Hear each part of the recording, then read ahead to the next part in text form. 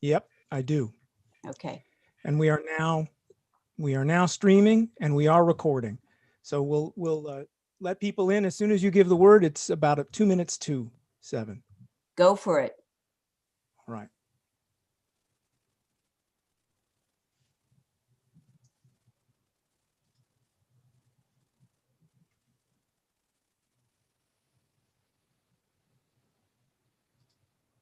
Yep.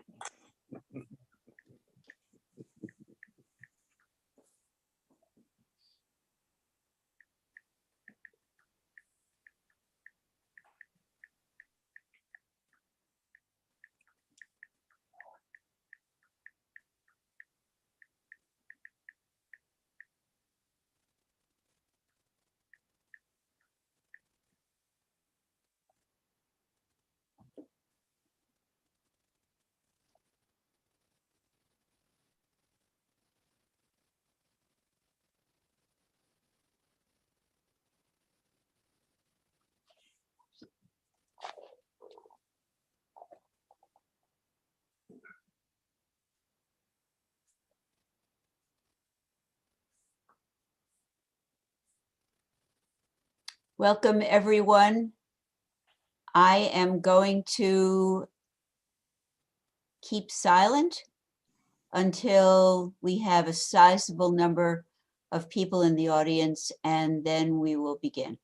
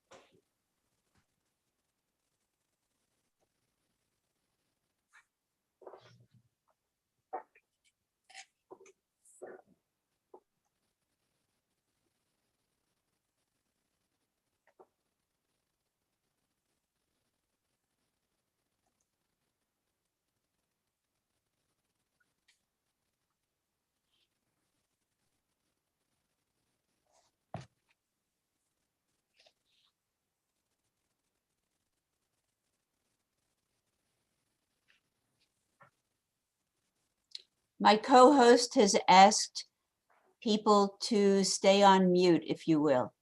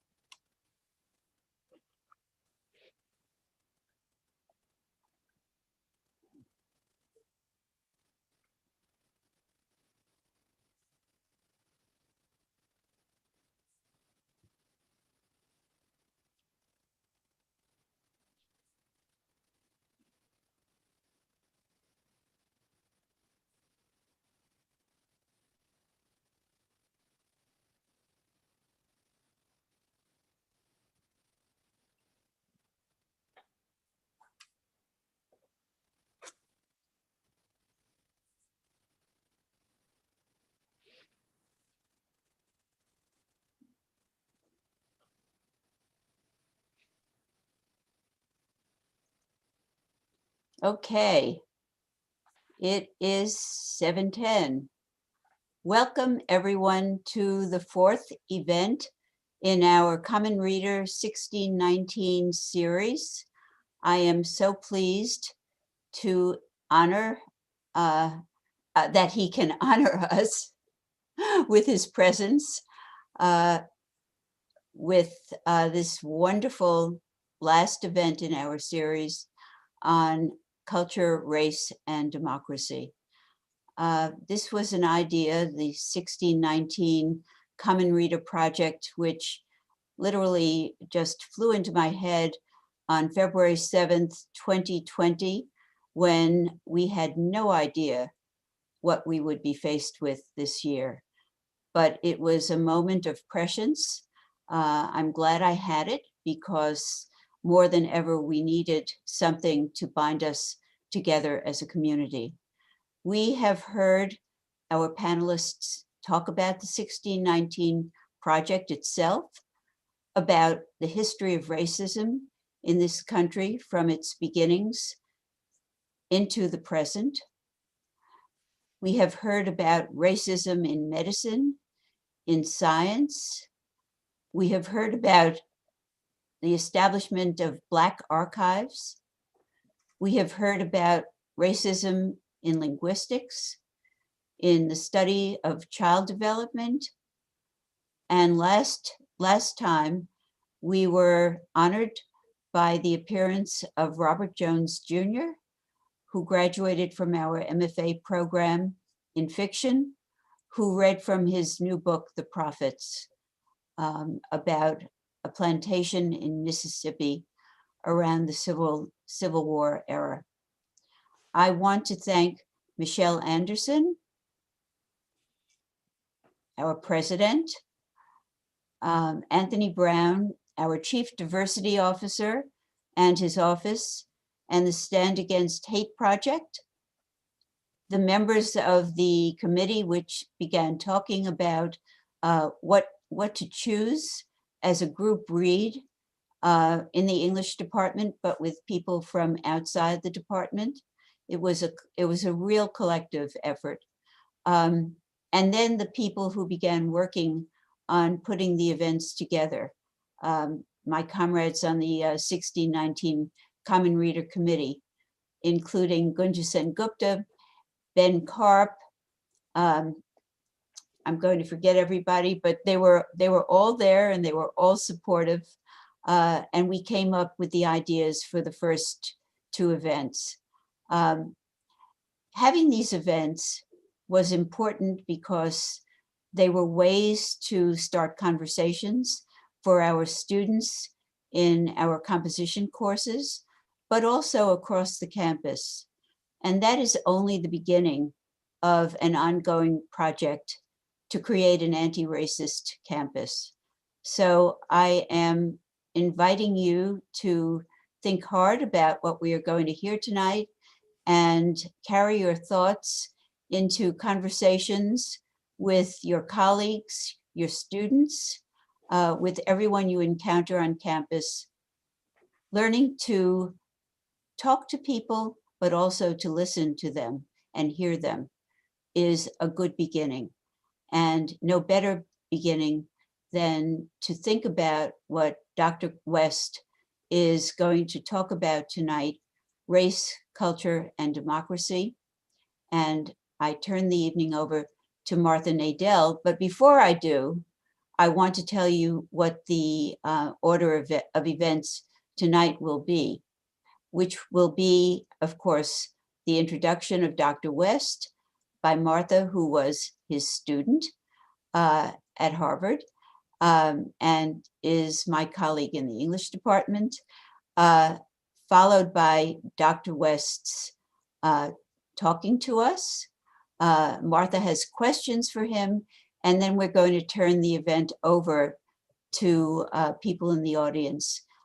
You can either ask questions by putting stack in chat or raising your hand with the reactions at the bottom of your Zoom screen. So here she is, Martha Nadell.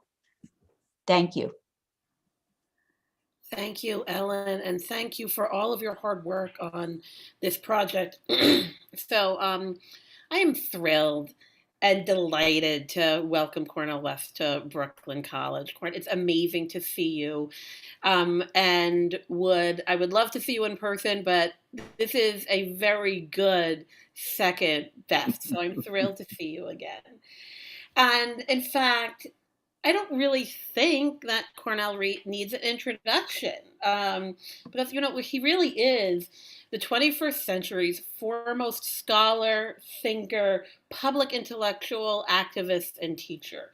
So that means I don't have to remind you about all of the books that he's written, including the landmark Race Matters, but also, now I am going to list them, of course, The Radical King, Black Prophetic Fire, Truth Matters, The Rich and the Rest of Us, Hope on a Tightrope, The Covenant with Black America, Democracy Matters, Keeping Faith, Philosophy and Race in America, Prophecy, Deliverance, and Afro-American Revolutionary Christianity, Prophetic Fragments, Keeping Peace, and his memoir, Brother West, Living and Loving Out Loud. And what all of these books and his many, many essays tell us is that he is equally at home in philosophy, religion, history, the arts, politics, and frankly, any other subject to which he turns his attention. I don't need to remind you also of how he's been able to reach non academic audiences through his music, his film and TV appearances, his articles and interviews, and most recently through his fantastic podcast, The Tightrope, which he co hosts with Trisha Rose. And if you haven't listened to it, I really urge you to find it and listen to some of or any of or all of the episodes because they're amazing. So I don't need to remind you that we are in the presence of a towering public intellectual figure. But I do want to tell you who he is as a teacher and as a friend. Um, and as somebody who I count among my dearest friends, who I think I've known now for almost 25 years, if I'm not mistaken. I think that's right, Corin, right? That's true. That's true. A long Absolutely. time, yeah. Absolutely. So I first met Cornel when I was a teaching fellow in his course. I was hired to teach a small section of undergrads and attend 2 lectures a week that he delivered. So I didn't realize it at the time, but I realized it maybe about 1 class or 2 classes in that I was getting paid for this incredible experience where I got to listen to Cornell speaking twice a week and then to talk about it with deeply engaged undergraduates once a week, and then have weekly teaching fellow meetings, often into the wee hours of the morning, which were some of the most intellectually adventurous and interesting and engaging moments of my graduate school careers. I think my mind expanded more in those years we worked together than it had before. And in fact, Cornell was responsible for one of the major breakthroughs I had in my dissertation about the relationship between race, the arts, and modern life. So I thank you for that. But but I wasn't the only one who benefited and who was so deeply engaged with your work, Corin, and with these conversations. I think I calculated at one point that approximately a quarter of Harvard's undergraduates were either taking the course or had passed through your course in any year. And in fact, there was one year that we had so many students in the course that there was not a room big enough at Harvard to hold all of them. And so we had to move to a basement church. This was one of the most incredibly popular and well-attended courses on campus. And I remember, in fact, a rooming group that all 3 of whom were in my section. There was a multiracial group of friends that lived together in one of Harvard's dormitories. And each member of this rooming group had a different political orientation. One was deeply, deeply conservative. The other was very, very left, and the other was somewhere in the middle. But each one of these friends was inspired by the class, and each one told me that he was moved by Cornell's sustained inquiry into so many aspects of African American lived experiences. creative expressions, and fundamental challenges and joys. Each one reported that he felt a call to service, to change and repair the world. Because of the way that Corn witnessed and called for justice. And each one recounted how he was able to talk openly and honestly in the oldest form of cosmopolitan exchange with those with whom he disagreed. And that was something that was modeled by Cornel at many points during the time that we were working together. And these students were not alone. I cannot tell you how many of the students that were in this class reported to me that they were moved to change their lives. They were inspired by the deep, critical, tragicomic, and ethical stance embodied by Cornel as he wrestled with profound questions about race, humanity, and democracy. And he was and remains an exemplary teacher to whom I aspire to every day. But I also want to tell you something else about Cornel. And it's basically what it's like to walk through Harvard Square with him. And so in that, and the reason I'm telling you this is because the kind of engagement that he exhibited in the classroom was not confined to the classroom. He was very much in the world and engaging with so many different people. So we often walked from that church basement to the AFAM offices. And it was, for me, it was probably a 5-minute walk when I was alone. But when we were together, it was about half an hour, sometimes more. And it was because everybody wanted to say hello. Everybody wanted to stop, have a quick conversation, shake your hand, Cornel. And you always did it. You always said hi. You always said hello. And you treated every single person we met, no matter who they were, whether they were, a university professor like you were at the time or somebody that you had just met on the street, you always stopped and said hello and treated them with kindness and respect and dignity. And I've seen you do this time and time again over many, many walks. And also most recently when you came to my class in the fall, Corn, and spoke to a group of early college high school students. And in the course of just over an hour, I can tell all of you that Cornel got to know them so well. He found out their hopes and aspirations, and they had an amazing time. And so I think that's what was going to happen for us today. I think we're going to have an amazing time listening to the remarkable Cornel West and his thoughts. With that, I turn it over to you with many thanks. Oh, thank you so very much, my very dear sister Martha. Indeed, indeed. It's always a blessing and a delight just to be in your presence and to be in conversation with you. And I think of the precious memories there in Cambridge and Harvard with Steve Marshall and Brother Andre and Sister Imani Perry. I mean, these folk now, Brandon Terry was in your class. He's now probably the finest political theorist of his generation professor here at Harvard. These are folk that we love. These are folk whose humanity we revel in. And I would add also the time spent with the one and only Arthur Miller himself, one of the greatest artists of the 20th century. We would go see him and be in dialogue with he and his family. Daniel Day-Lewis you're thinking of. Brother Daniel, but also Rebecca. Rebecca, his daughter. Inga Morris, so his wife, yeah. And the wife's name was? Inga Morris. She was the photographer. Yes, absolutely. And she went beyond Marilyn Monroe in many ways right after, even though Marilyn had her own brilliance. But no, Arthur Miller was our very dear brother. And my dear sister Ellen, Professor Trimble, I want to thank you for your leadership as chairman of the department these many years, your work on Virginia Woolf and James Joyce and others. And Sister Martha sings your presence, and rightly so. I do understand why, very much so.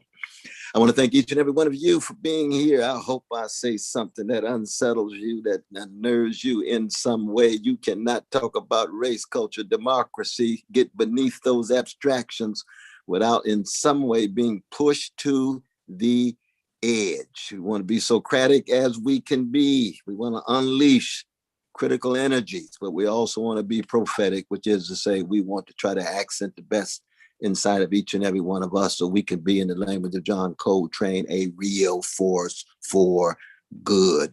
And I would add, before the worms get our bodies.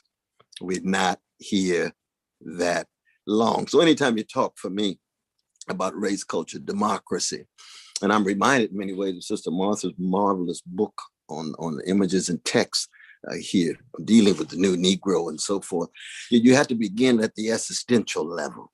I mean, one of the problems of talking about race is that people want to jump to policy. They want to jump to certain kinds of effects and consequences of institutions, but you have to start with yourself. What Antonio Gramsci calls a critical self-inventory rooted in history and culture. You have to begin with yourself. So I begin with myself. You see, that I am who I am because somebody loved me, somebody cared for me, somebody attended to me. I come out of the West family, and that's a serious family. Clifton, Irene, I'll never be half the man my father was. He's been gone now, 27 years.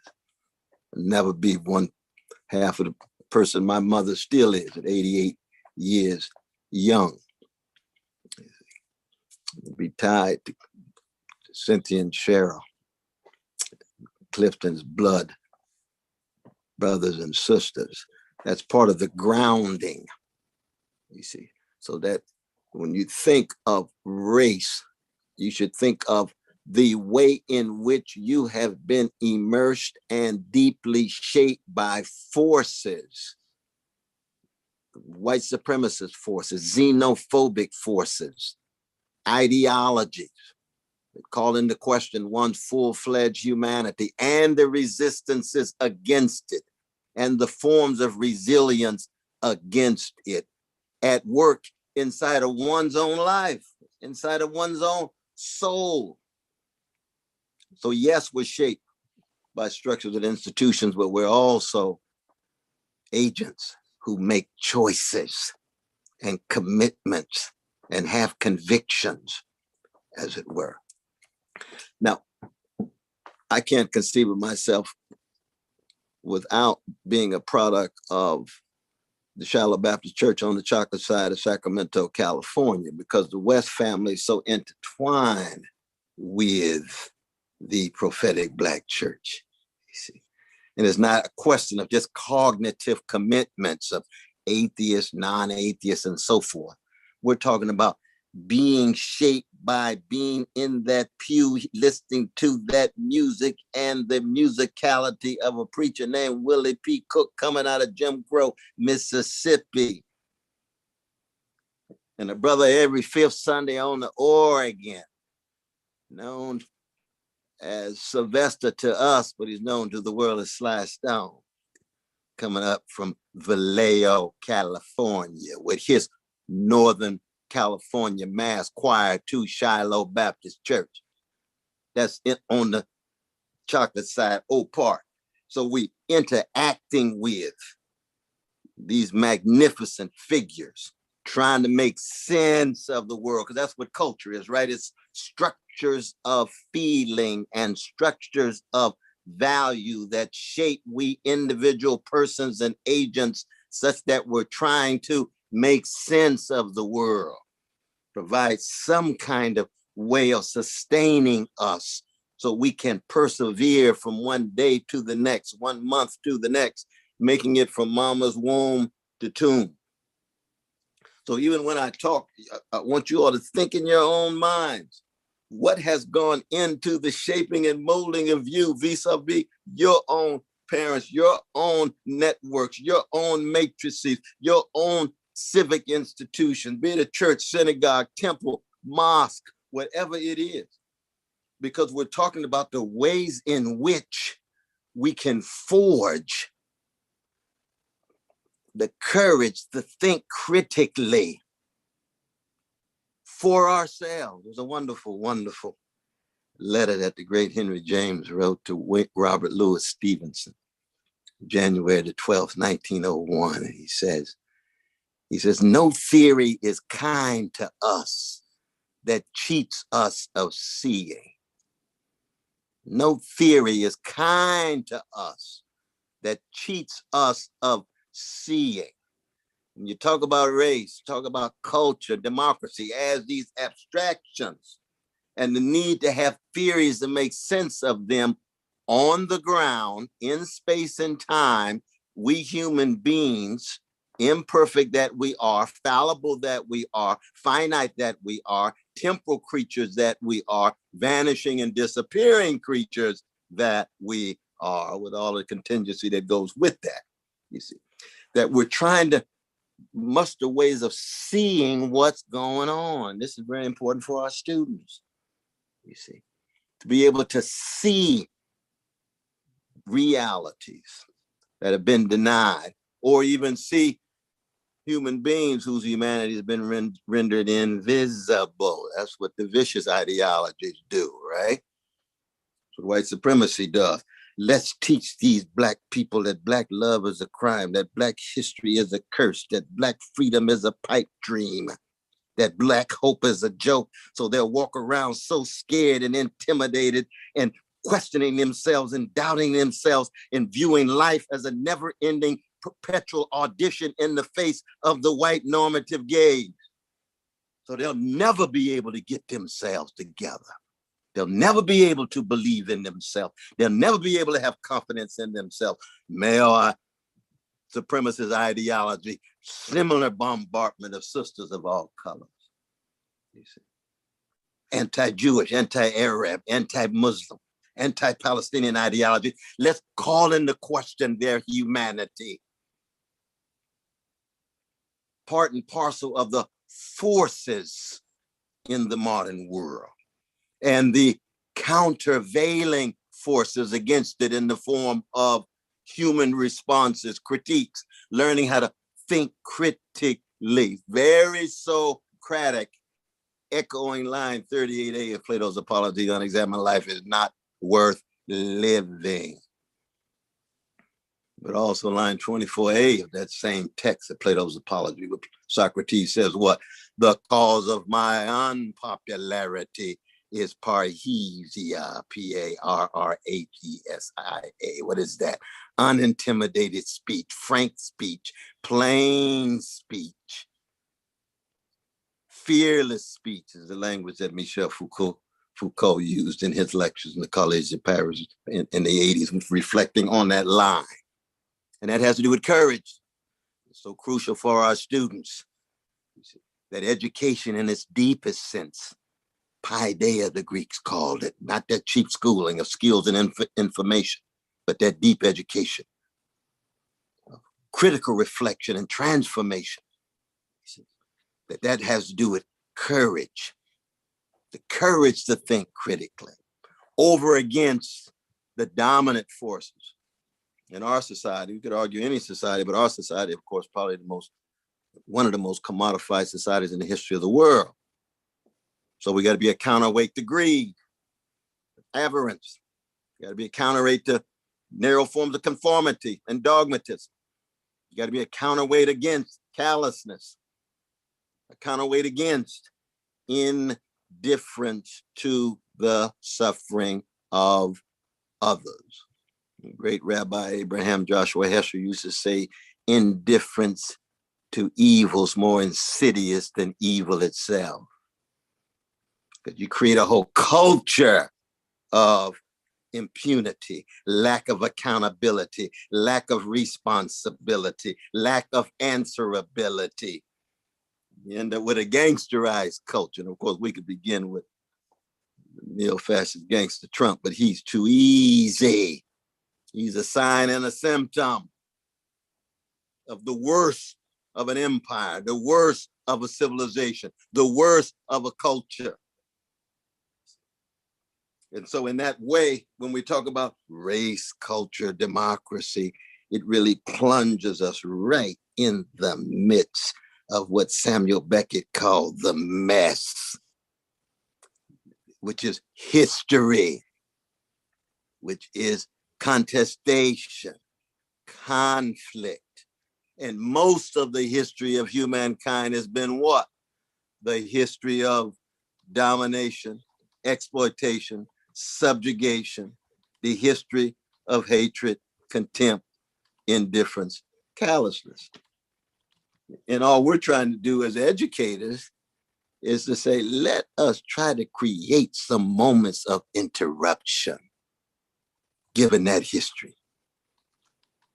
Let us create some spaces, some sites, some Socratic places where critical energy can be unleashed, given what seems to be overwhelming forces of domination and exploitation and so forth. You see, that's exactly right. That's James Joyce. History is a nightmare from which I'm trying to awake. You see, yes, there's hypersensitivity to the suffering of others, but then the unflinching candor to confront it. Remember what Ludwig Beethoven used to say when he got up in the morning? How do I look unflinchingly at the grimness and the darkness of the world and still muster the courage to produce something beautiful? Here comes Opus 131, the greatest string quartet. Here comes the Fifth Symphony. You can imagine folk from my own side of town, you see, being traumatized so intensely for 400 years, but dishing out such wounded healers at our best. That's who Aretha Franklin is. Genius, but a wounded healer. You feeling wounded, she's wounded, listen to her. Generate a sonic expression that will help you deal with your scars and bruises. You see, same tradition, my tradition of a Black people being terrorized for 400 years. From the first dignified African stepping off that slave ship on the way to the slave auction with families shattered owing to commodification, degradation, and yet still being able to stand with a dignity all the way up to Brother Floyd Jr. himself with the public lynching that we just beheld, just witnessed. In the face of that kind of terror, here comes Harriet Tubman.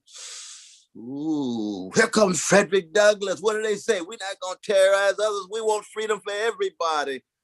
It's not just wounded healers. We want freedom fighters grounded in our particularity. Yes, we have a racial identity, but that identity is so immersed in an integrity and honesty, a decency and a solidarity with all who suffer. That's what you call spiritual greatness. That's what you call moral excellence. And then to be hated for 400 years and keep dishing out love warriors like John Coltrane. We can just put on a Love Supreme right now and sit down. I'm already sitting down, but just stop for a while. Stevie Wonder's Love and the Need of Love. What does he want to do? He wants like the boys to go to Ghana. He can't take it no more. He said the disrespect is too overwhelming for him. Stevie, you going to Ghana? The greatest love warrior when it comes to sonic sound of my generation? Yes, Brother West, that's what I'm doing, just like Du Bois. Oh, but you're still a love warrior, brother. Yes, you are. There's Martin King, another love warrior. There's James Baldwin, genius, son of Harlem. Love forces us to take off the mask. We know we cannot live within, but fear we cannot live without. That wonderful line in the Fire Next Time. Love warrior. And by love warrior, I don't just mean a love of neighbor, as crucial as that is. A love of stranger, as fundamentally as that is, as part of the genius of Hebrew scripture. That ye shall pursue justice and spread hesed, loving kindness and steadfast love to the orphan and widow, the weak, the vulnerable, the persecuted, the subjugated. But I'm also talking in a Socratic sense. that fuses the Socratic legacy of Athens and the prophetic legacy of Jerusalem, but grounded on the chocolate side of town. Because the love I'm talking about is to be a lover of truth. A lover of truth. When I was growing up in Sacramento, one of the highest compliments you could ever get was somebody walk up to you after you have helped somebody, or done something courageous, or said something. They say, "You are the truth." And of course, you don't take that seriously. You don't want too much self-idolatry operating here. You know darn well you ain't the truth. But what they're saying is that truth is not an abstraction. It's fleshified. It's concretized. It's by your fruit you shall know them. It's in your deeds. It's in your action. It's in your words. What kind of cost you're willing to pay? What kind of burdens you're willing to bear? Are you serious about the hesed? Are you serious about that flowing through you in such a way that it empties you out, just like James Brown at the end of a concert that goes 3.5 hours nonstop? And he would always say, "I'm an extension of you to the community. You're an extension of me. I don't exist without you." And anybody come here to hear a song that we didn't play? You didn't play Soul Power, James. He say, "Hit it, Bootsy. We came here to serve the people. We gonna give them everything." Al Green the same way. Yes, Beyonce the same way too. She's a bit more commodified and things, but she's genius. Same tradition. Can hardly move after her concert, giving it everything. So that it's not just cerebral, it's not just intellectual, it is intellectual, inextricably tied to the shaping of who you are and what we call a soulfulness. And that's what a love warrior is, a lover of truth. The condition of truth is to allow suffering to speak. It's a lover of beauty. There is no beauty without wrestling with terror and trauma, as Rilke taught us. A lover of goodness. No talk about goodness without keeping track of the evil, not just in others, not just in social institutions, but inside our very hearts and minds and souls. If you claim to be a truth lover, but can't come to terms with the truth about yourself, it's time to get off the crack pipe. You just reproducing Peter Pan. You so innocent, just like America's claims about innocence. Oh, we didn't do nothing. What you mean you didn't do nothing? There used to be millions of people here. Now it's just a slice of those people. What happened to those indigenous people? How you gonna be the authors of devastation and claim to be innocent? That's what Baldwin taught us. He said the innocence, that claim of innocence itself is a crime before you commit the crime. That's why I don't like these folk these days talking about, when they talk about race, slavery is the original sin. No. That was the second one. We don't have to deny other people's suffering just because Black suffering has been so ugly. America began with imperial expansionist orientations. Bernard de Soto will tell you, William Appleton Williams will tell you, Noam Chomsky will tell you, all of those trying to keep track of the suffering. So the enslavement of Africans is number two, after the dispossession of the land of indigenous peoples. It's after the violation of their bodies. And to keep track of that is simply to say, I want to love the truth, but it takes unbelievable courage to take the truth seriously. The folk running around talking about speak truth to power. Yes, speak truth to yourself too. Speak truth to the powerless too. Speak truth to the quasi crypto powerful and powerless. It's got to be true across the board. That's part of the challenge. That's why education is so important. That's why the example of Socrates is so fundamental. Now, of course, he paid a major price for that, didn't he? Condemned, drinking the hemlock. But from my point of view, in talking about race and culture and democracy, as important as Socrates is in terms of mustering the courage to think critically, be able to connect empire, white supremacy, predatory capitalism, male supremacy, homophobia, losing sight, the precious humanity of physically challenged and non-binary precious folk. And that's not PC chit chat. That's a spiritual and moral endeavor at the deepest level. But you can't talk about race, democracy, and culture, my point of view, without talking about the ways in which Socrates falls short.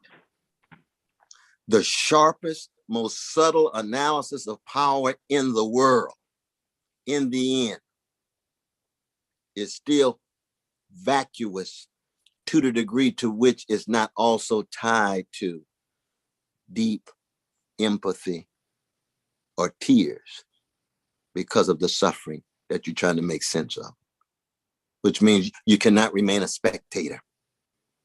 You got to be a participant.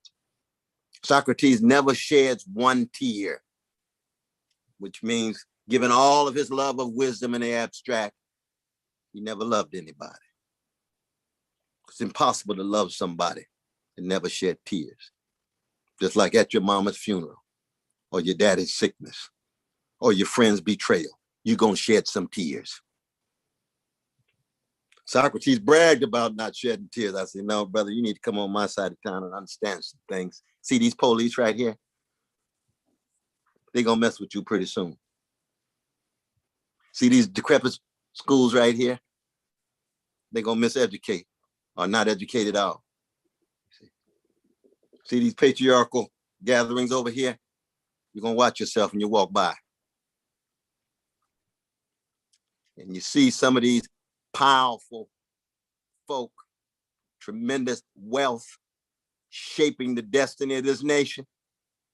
Their policies are gonna make you think that they don't give a damn about you and your children, which means sometimes you're gonna have to cry.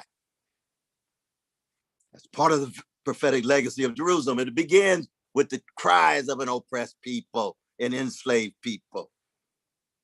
And that Palestinian Jew named Jesus, it comes right out of prophetic Judaism. He weeps for Jerusalem before he makes his way to the temple and runs out the money changers. And that temple was the largest edifice east of Rome, 400 Roman soldiers on the one side, bankers on the inside, the chattering classes and the intellectuals rationalizing the greed and the avarice. It'd be very much today like running folk out of the White House, Pentagon, Wall Street, Hollywood, Harvard.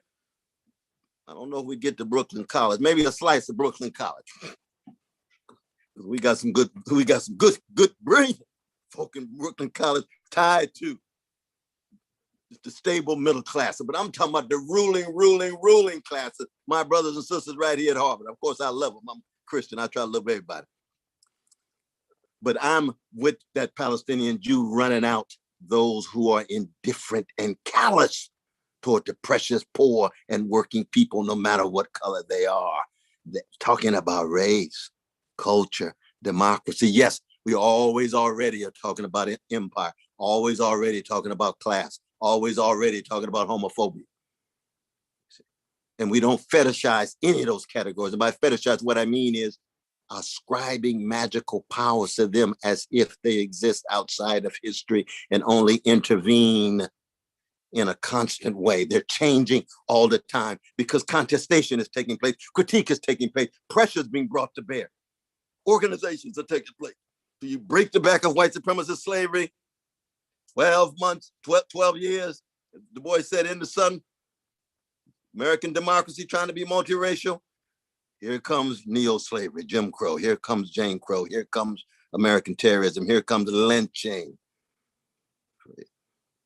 50 years, every 2.5 days, some black child, a woman, a man hanging from some tree, that strange fruit that Billie Holiday sang about, our dear genius from Baltimore City sang about, and Brother Maripol, our Jewish brother, writing the lyrics for the song.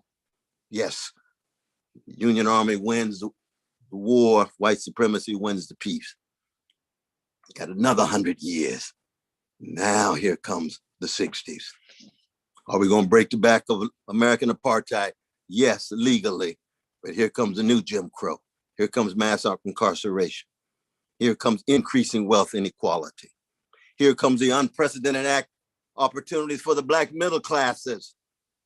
Will they distance themselves from the Black poor and working classes to become so assimilated that they are well adjusted to injustice and well adapted to the indifference of mainstream America? Or will they remain connected organically, rhetorically, politically, spiritually to the suffering of their cousins, even though they themselves are doing well individually? Part of the challenge these days, since going back to the 1970s and 80s. But the same issue of Socratic commitment to thinking critically, trying to get us to see things that other folk don't want us to see. It's like watching corporate media. Do you ever see the drones and the effects of those drones dropped in Libya and Somalia and Pakistan? No. Do you ever see the bodies of the US soldiers? No. Do you ever see the operations of Wall Street and Silicon Valley and the 1% and the hedge bankers? No. They don't want you to see it. In the same way, it's hard to really see the rich humanity of poor people. TV, film, corporate media, because they don't count until they constitute a threat. When they constitute a threat, all hell breaks loose. Oh, we got a crisis now. Oh my God, we should have dealt with that problem. No, it's not just a problem. No, we talking about a blues sensibility. Blues not about problems. Blues is about catastrophes. There's never been a Black problem in the history of the United States. There's been catastrophes visited on Black people. There's never been a woman's problem. There's been catastrophes visited on women, micro-social ones, macro-social ones. There's never been a class problem. There's been catastrophes visited on working people. But if you reduce the catastrophic to the problematic, then you're reducing the funk to deodorized fakery. And Bootsy Collins tells us, never fake the funk. You can't fake the funk. You can't deodorize the funk. You can't act as if you dealing with reality and you on the surface dealing with superficiality. But that's so much of mainstream America. In denial about the catastrophes, in denial about the calamities, in denial about the monstrosities in our forms of oppression and the hatred and the contempt. That's why it's hard to have a sustained conversation about race in the country, because it takes so much courage to think critically for yourself. It takes so much courage to really have that genuine hypersensitivity to the suffering of others. I applaud what you all are trying to do with the 1619 project, and we're going to say much more about that. But Sister Nicole and others, we had her on the show.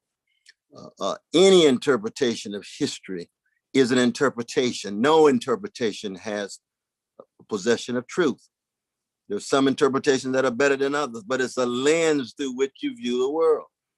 And everybody got so upset because he said, well, the lens that we're going to view America is through the lens of barbaric white supremacist slavery for 244 years, and then 100 years of neo-slavery, and then the new Jim Crow and the poor and working classes on the Black side of town. And everybody says, oh my God, but there's other factors. There's things they're overlooking. It just sounds like they're overemphasizing. Oh, I see. So when all of that was rendered invisible, and that was mainstream, didn't have a whole lot of folk upset. But all of a sudden, when you want to deal with the mess and the funk and the truth about the country in its underside, because there's some wonderful things about the country now. We don't want to overlook that. There's the best and the worst. But you have to come to terms with the worst. And it's very difficult. It takes courage. And we live at a time in which there's such a paucity of courage. That's part of the spiritual decay and the moral decrepitude in the country. People just want to get over. People just want to make it. People just obsessed with the 11th commandment. Thou shalt not get caught. All I want is my money. All I want is my comfort. All I want is my convenience. All I want is my status. All I want is my spectacle, my celebrity stature. Oh, really? That's your conception of what it is to be human? No. Tradition I come out of, and I'm gonna bring this to a close. How am I doing with time, my dear Sister Martha? You're great. You're fine. Another about 3 to 5 minutes. Take as long as you want. I'm sure everybody will be happy to hear more of what you're saying. My tradition believes in call and response. Now. That's fine. 3 to 5. Yeah, no. My anthem is lift every voice. Lift every voice. It's not an echo. It's not an extension of an echo chamber. You can't find your voice if you're not Socratic and prophetic, because your voice is like your fingerprint. It's only yours. Don't be an imitation. That's Ralph Waldo Emerson. Imitation is suicide. Emulation is a sign of an adolescent mind. Find out who you are in process. Find your voice. That's what Monk told Train. Didn't quit imitating Johnny Hodges of the Duke Ellington Band. Find your voice, Train. Monk, I appreciate that advice. I've been working on it, man. Let me work with these scales. What happens when Coltrane finds his voice? Things change. Things change. James Baldwin finds his voice. I'm not going to imitate Richard Wright. Toni Morrison, find your voice, genius sister. Even if your first novel was at nearly 40 years old, that's all right. That's all right. You still right on time. Find your voice, Toni, which she did. We have to do the same thing in our own conceptions of ourselves as we critically evaluate ourselves in terms of what is going into shaping and making of ourselves vis-a-vis our culture, vis-a-vis our sense of the relation of culture and the various racial and racist ideologies operating, and vis-a-vis democracy and empire. And for me, you can't talk about democracy without talking about the highest form of symbolic democratic action in the history of the modern world. And that's jazz. That's jazz. When you find your voice, it is impossible to do so unless you are listening. You have cultivated the capacity of listening, of receptivity, which means you're not always speaking, which means you acknowledge you don't have a possession of the truth. You better humble yourself. You're fallible. And you listen to the great voices of the past as well as others. Listen to Louis Armstrong, you get deeply discouraged and say, maybe I should give up jazz. I'm never going to sound that good. That's all right. Find your voice anyway. Listen to Mary Lou Williams on the piano. You listen to Art Tatum. Give up the piano for a couple of days. It's a little bit too much, but bounce back and go on and find your voice, because a good chance you're not going to be like Art Tatum, but that's all right. That's all right. And this is true for arts across the board. You can imagine Stephen Sondheim growing up there with Oscar Hammerstein II. See, Lord have mercy, that Oklahoma sounding good. Wait till he got company and Sunday in the Park with George and Passion and Sweeney Todd coming. Yeah, Stephen found his voice, didn't he? But it was bounced off against Oscar and Lerner and Lowe's and the others. That's part and parcel of what it is to be a human being who's trying to see things and feel things deeply and then act courageously. So when we talk about democracy, how do we create a soul craft and a statescraft that lifts voice, especially the voices of those Sly Stone called everyday people, or those James Cleveland called ordinary people, and the extraordinary potential of ordinary people, and lifting their voices to shape the destiny, not just of a nation, but of a region, of a world in which every human being As Sly Stone used to say, everybody is a star, not just the ones on the Golden Glove. Everybody is. I was blessed to write a song with Bootsy this summer called Stars. Stars have no names, they just shine. They just shine. We echoing Fannie Lou Hamer's Freedom Song. This little light of mine, I'm gonna let it shine. Because in my church, we used to say, if the kingdom of God is within you, then everywhere you go, you ought to leave a little heaven behind. And the heaven you leave behind is Socratic heaven, critical, engaging. It's prophetic heaven, deep love, compassion, empathy. It is tragic comic heaven, tears flowing, laughter connected to the sorrow, but you're persevering anyway. That keep on pushing, that Curtis Mayfield, a genius from Chicago, talked about. That's democracy at its best. Voices being heard, poor people, working people's voices at the workplace. My dear brother Rick Wolf talks about workers' control. He's just talking about democracy at the workplace, not just bosses and employees. Different sites taking seriously the voices of those that are victimized. And no assumptions here that somehow one group of people has more virtue than the other. All of us have to undergo paideia, because all of us have the proclivities toward the greed and the hatred and the contempt and the envy and the resentment. See, no Rousseauistic claims about innocence of those who are closer to nature. No. Oh, if we could just be like the babies, they're just so kind. Well, keep track of the narcissism of your precious little loving baby. Freud wasn't wrong. That baby's got to undergo some paideia too. I know Georgie's already undergone some magnificent paideia with Sister Martha, her beloved little one.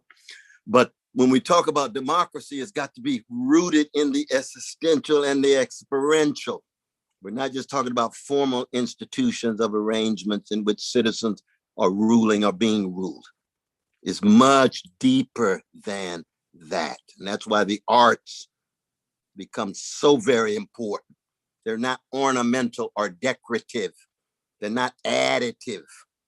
If you don't have a democratic paideia in which finding voice, in which you go to school with the arts as well as STEM, with musicians as well as the engineers, as well as the managers, then you're going to end up with lopsided folk who are unable to be full-fledged citizens because they're going to be obsessed with just the surface of things, going with the dominant forces, and the dominant forces in our society are market forces, and market forces will use anything in order to reproduce themselves.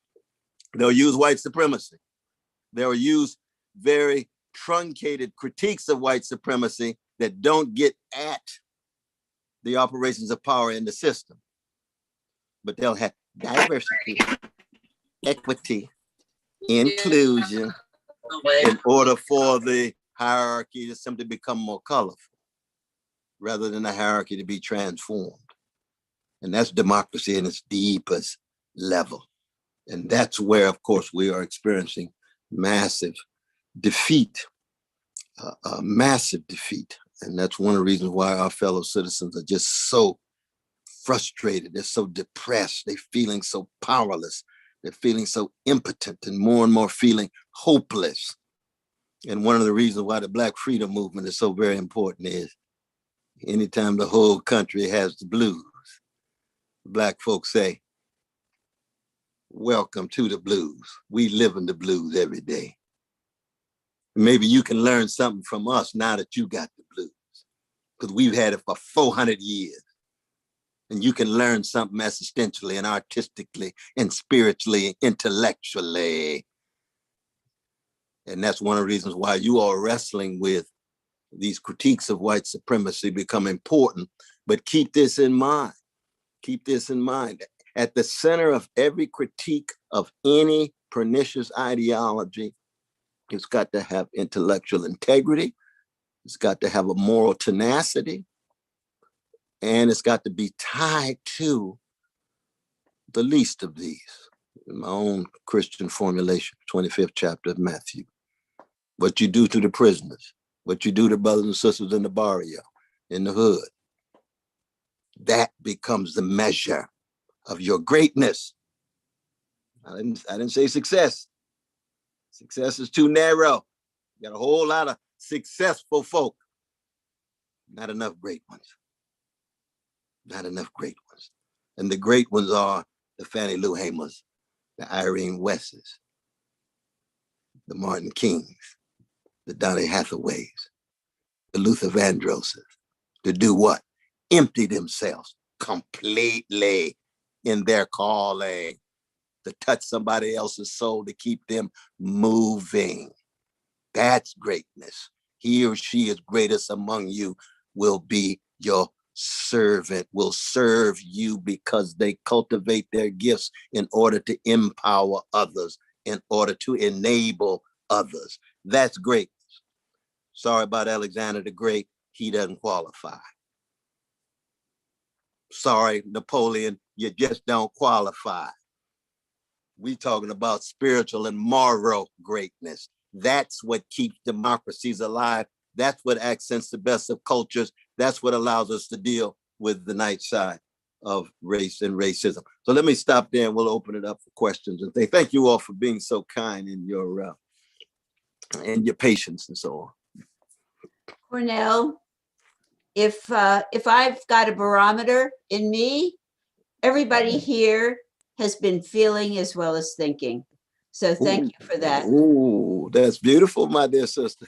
Indeed, thank you so very much. That's beautiful. So Martha has some questions, but maybe just one or two so that everybody else gets a chance. And I've been keeping track, everyone.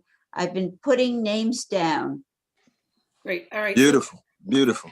Thank you, Corn. As this brings me right back to that time that we were teaching together, and so you all can imagine how amazing it was to have conversations like this twice a week. And one of the ones that immediately came to mind was your lecture on music, which was one of the lecture that students loved so much because you were reaching for the blues and the jazz and weaving these ideas with a sense of moral clarity through them.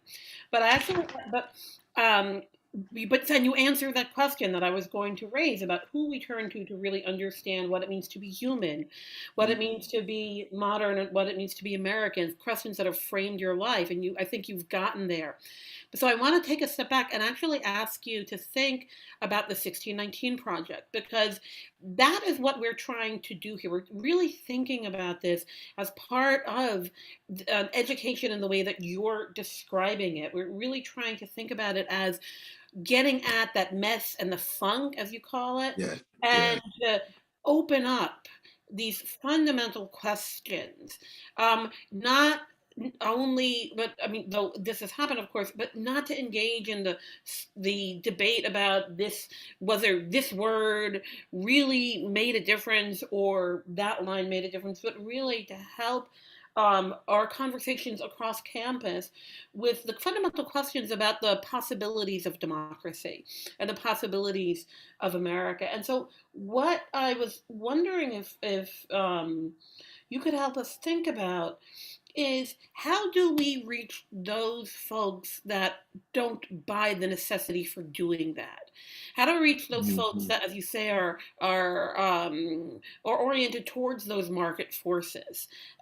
What do we do to make a claim and to bring them with us as we try and shed a bright light on the shadow side of American democracy?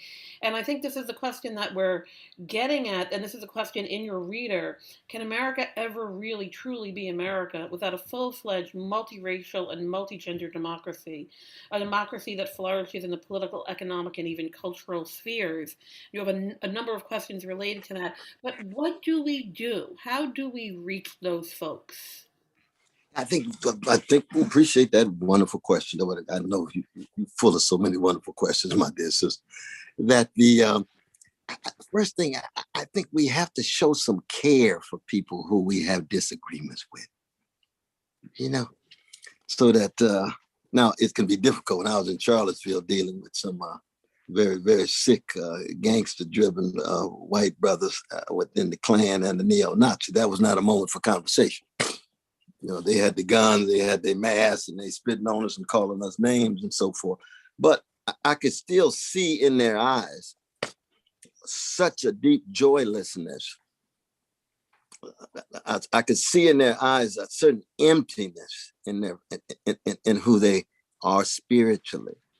And I did connect with that. And why is that important? Well, I think it's very important because anytime you see spiritual decay and you want to change it and transform it and intervene, you've got to find some hook. Now, I'll tell you, one of the strangest things I experienced when we were walking through the park with these sick Nazis and Ku Klux Klan and so forth, one group sitting there listening to Motown. And I said, oh, you want to kill us, but you enjoying the music that we produce. And that's just a way of saying they were American. You can't grow up in the country without being Afro-Americanized in some way. That's how deep Black culture is, especially for young people. It's like trying to make it through childhood and adult and adolescent and not be exposed to hip hop. Even if you ain't got no beat, you're still into hip hop. Why? Because it is ubiquitous. It's everywhere. You got some white geniuses like Eminem, but it's everywhere, right? So that you have to have some hook, really. And my hook oftentimes is that I try to get them to see that they are missing out on something rich. I mean, I pull out my Dostoevsky, and I pull out that line in the Brothers Karamazov. Hell is those who suffer from the inability to love. It's like Hamlet. All of those deep reflections, profound ruminations, but he hasn't cultivated the capacity to love. Harold Bloom was right about that. Now that's hell. That's deep hell, you see. And you said to yourself, well, I don't want even the Klan to go through life with just no capacity to love, no sense of heightened vulnerability, no sense of genuine intimacy. You ain't here that long. So there has to be some way in which you connect discursively, artistically, or whatever it is. You know what I mean? And this is one of the ways in which all of us, I think, need to relate, to find some kind of hook, as it were. Well, I've taught in prisons for 41 years now. The first question I ask my precious brothers, I say, who in here would take a bullet for their mama? And 99% of them stand up. I say, okay, I got the right crowd now. I got the right crowd now. I got some love warriors, at least in relation to their mom. Now, I know some of them killed some other folks. Some of them undergoing change and transform, but we on the same level at that point. So now let's see how we can begin to come together. Now it's easy for me because mainly it's black and brown in there, a couple of white brothers, but not too many brothers, but not too many. But that's the same way with our political foes. It's got to be some hook, some connection. So you have an imminent critique that allows you to put yourself in their shoes enough to see what kind of paideia, what kind of transformation, what kind of metamorphosis can follow therefrom, even in their context. Even in their context. And this is, again, why the artists, I think the artists, and especially musicians, are the vanguard of the species, because they are the ones that deploy this unbelievable imagination and empathy to get us to get inside of the skin of others. And to recognize how multiple it is. I mean, like Virginia Woolf's That Mark on the Wall, that first great short story of hers, right? And all the different lens through which you understand that mark in connection to your own life, your own experiences, and so forth. And Virginia is like Nietzsche, she can just leave all of the multiple interpretations, the polysemic lens through which you view things open, and begin to say, oh my God, there's a humanity here in all of its diversity and heterogeneity. You don't say. You don't say. So it isn't talking about race. So it isn't talking about gender. So it isn't talking about class. So it isn't talking about empire. Any of these structures of domination in that way. So that's how I tend to engage. I ended up talking to one brother because I asked him, I said, you know, y'all messing with my Marvin Gaye over here. Man. You trying to kill me. I love Marvin and I see you moving to Marvin. What the is going on? Then he started cussing. I said, I ain't got to worry about the cuss. I just want to know what's happening. Man, I'm doing a little phenomenological research here. And then I ran into David Duke, who's head of one of the clans. And he's Catholic. And the clan began what? Hating Catholics, Jews, and Black folk. Now you got a Catholic head of the clan. That's upward mobility, American style. Wow. You got some strange things going on here. Incongruous, contradictory, you don't say. And then I say to myself, I got some contradictions too. Not as bad as theirs, but I got some contradictions. I got some incongruities too. And I don't want the Dostoevsky option of what being in the inferno, but that at hell, inability to love truth and beauty, and inability to love others. What kind of life is that? And all you're showing people is, I care. I don't want you to be loveless and touchless. I don't want you to be hopeless. I don't want you to be joyless. Then what you concerned about me for? That's the kind of brother I am. I come out of the West family. I come out of Shiloh Baptist Church. I come out of Martin Luther King Jr. I come out of John Coltrane and Aretha. We concerned about folk, even when you hating us. Something wrong with you. Well, that's one way of putting it. That's one way of putting it. But I'm going to stay on that love train no matter what. And that love train usually leads toward character assassination or crucifixion. Of course, that's another point we can get to sooner or later. But at least you're going to die anyway. You might as well die with your integrity. You might as well die with your generosity. You might as well die with your honesty in that way, you see. And so the question that you asked in terms of how do we build these kind of bridges become very important. Very important. But we've got to learn how to stay in contact with the humanity of the people we have deep disagreements with. When I was in Sunday school, we called it charitable Christian hatred, where you learn how to hate the sin and still stay in contact with the humanity of the sinner. You see, because everybody can change. Everybody can undergo transformation. Everybody can actually be better, just as they can choose to be worse too. You don't know, nobody's born woke, and everybody wakes up unevenly. You don't know when folk gonna wake up and have a consciousness and awakening and a political consciousness, a radicalization of whatever it is. You just don't know. You don't know what the catalyst is. And to have a certain kind of revolutionary patience with folk in that way. But I know that's a long answer. I'm gonna make sure my answers are shorter though, Sister Martha.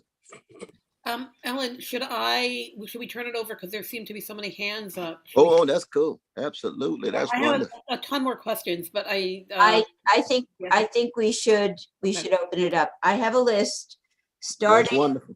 starting with Brian, who asked his question in an email. So Brian, go for it. Hi. Good night, Professor West. How you doing? Oh, fine, thank you. Listening to you fill me with a lot of hope, goodwill. And my question is, what is and what do you think will be the cost of racism to America? Oh, you know what? That was the wrong Brian. Oh. That's no, Dave, but Brian. that was the right question. Might be the wrong Brian, but you got the right question. Okay, well, so Dave, we'll have the other Brian. We got the two right Brian. Let's that's have right. The other Brian as well. So Dave, Brian, you asked that question. Yes, thank you.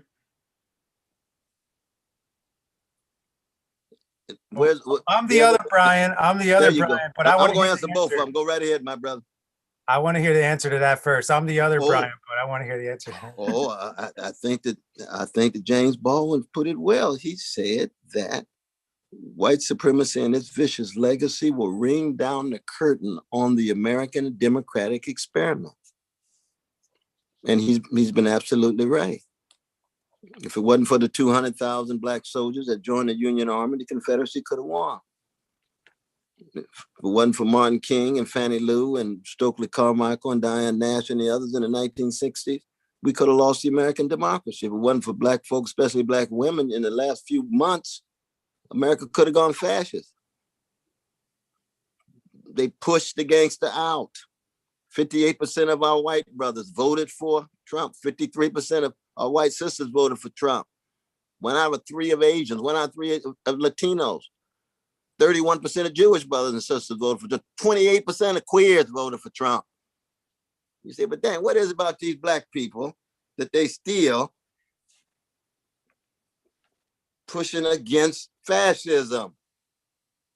97% of my mama and my sisters, Black women. 18% of we Black brothers voted for Trump. That's almost 1 out of 5 going for the gangster. Now, if that's not a sign of spiritual decay, I don't know what is.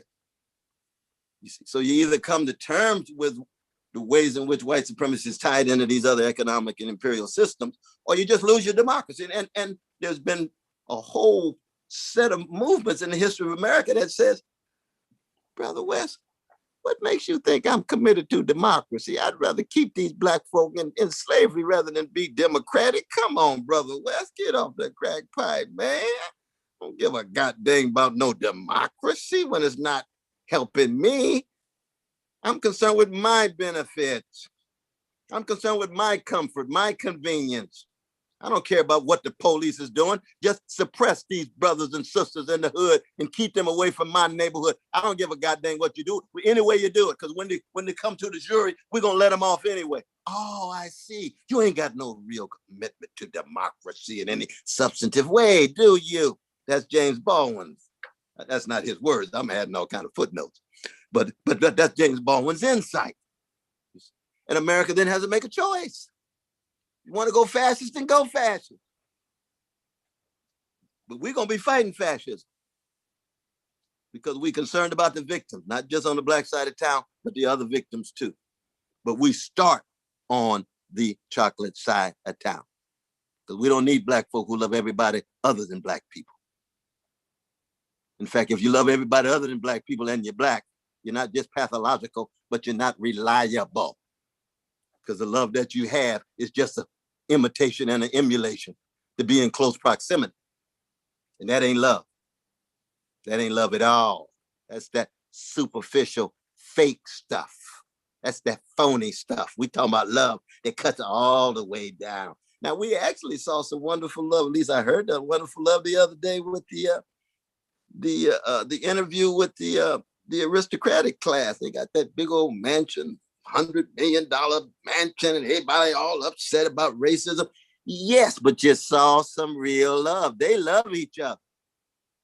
They understand what Luther Vandross, Ashford, and Simpson talking about, the real thing. You could tell the love was there because love is open across the board. It's just that they happen to have this backdrop of empire and racism and big money and wealth, da, da, da, da, da, da, da. But all of that doesn't snuff out love.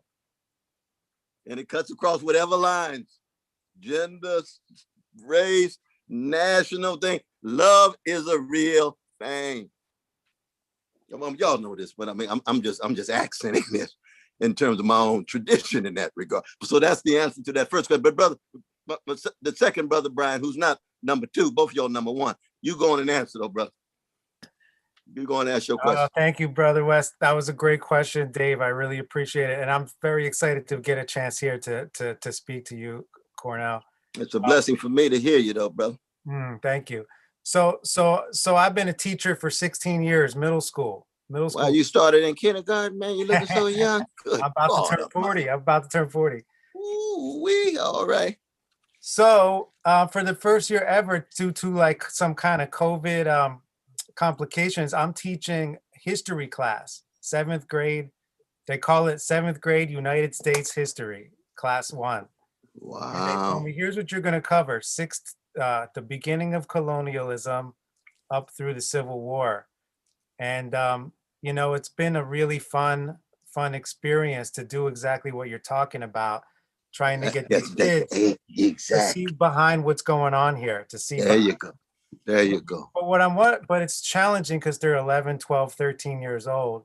how do we get kids at this age level to start this level of thinking and to dig into this critical thinking that I think we all can understand that you're talking about here, but it's a challenge at that age level. I'd like to hear maybe what you think about that. No, I appreciate that, but I think I should be asking you that question. You right there on the ground every day, every day. I used to peak in my teaching about 15 years ago when I would teach kindergartners. That's one of the best classes I've ever had in my life. I did that for about a week and a half, but my daughter was in the class, so I had a bias and partisanship and things. But the kindergarten just blew my mind. Now you're talking about 7th grade though, right? See, I haven't taught the 7th grade though, man. I wonder what that's like. For me, the important thing is that we've got to get the young brothers and sisters of all colors to care about what you're teaching, because there's human beings behind those numbers and statistics and those pages in the textbook. You see what I mean? Because once you make that hook of really being caring and concerned, then the kinds of seeing, the kinds of theories, the kind of frameworks are going to take on life. They're not going to be empty. They're not going to be abstract.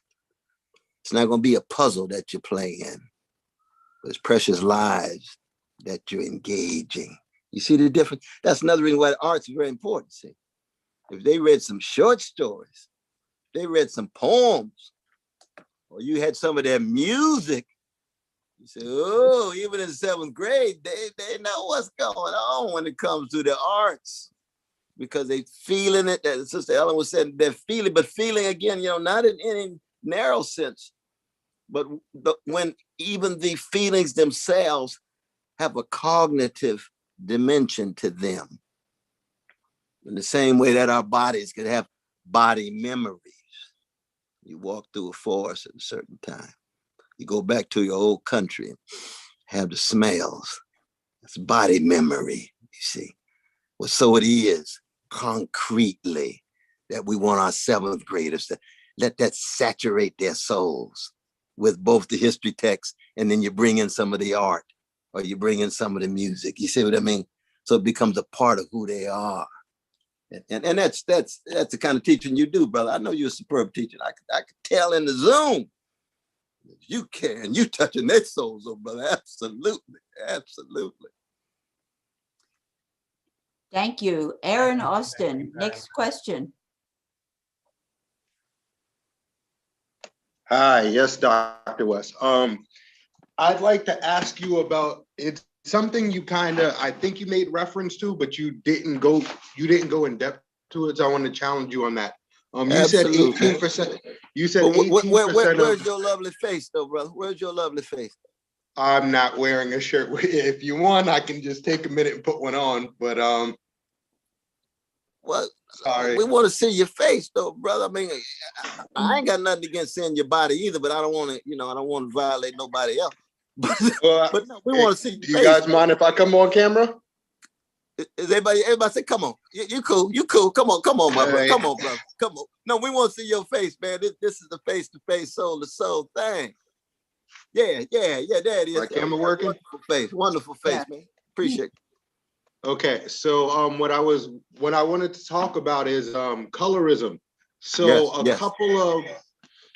a couple of years ago, I was participating in the SUNY Cortland Grab the World Conference in 2016, and I actually did a presentation on colorism.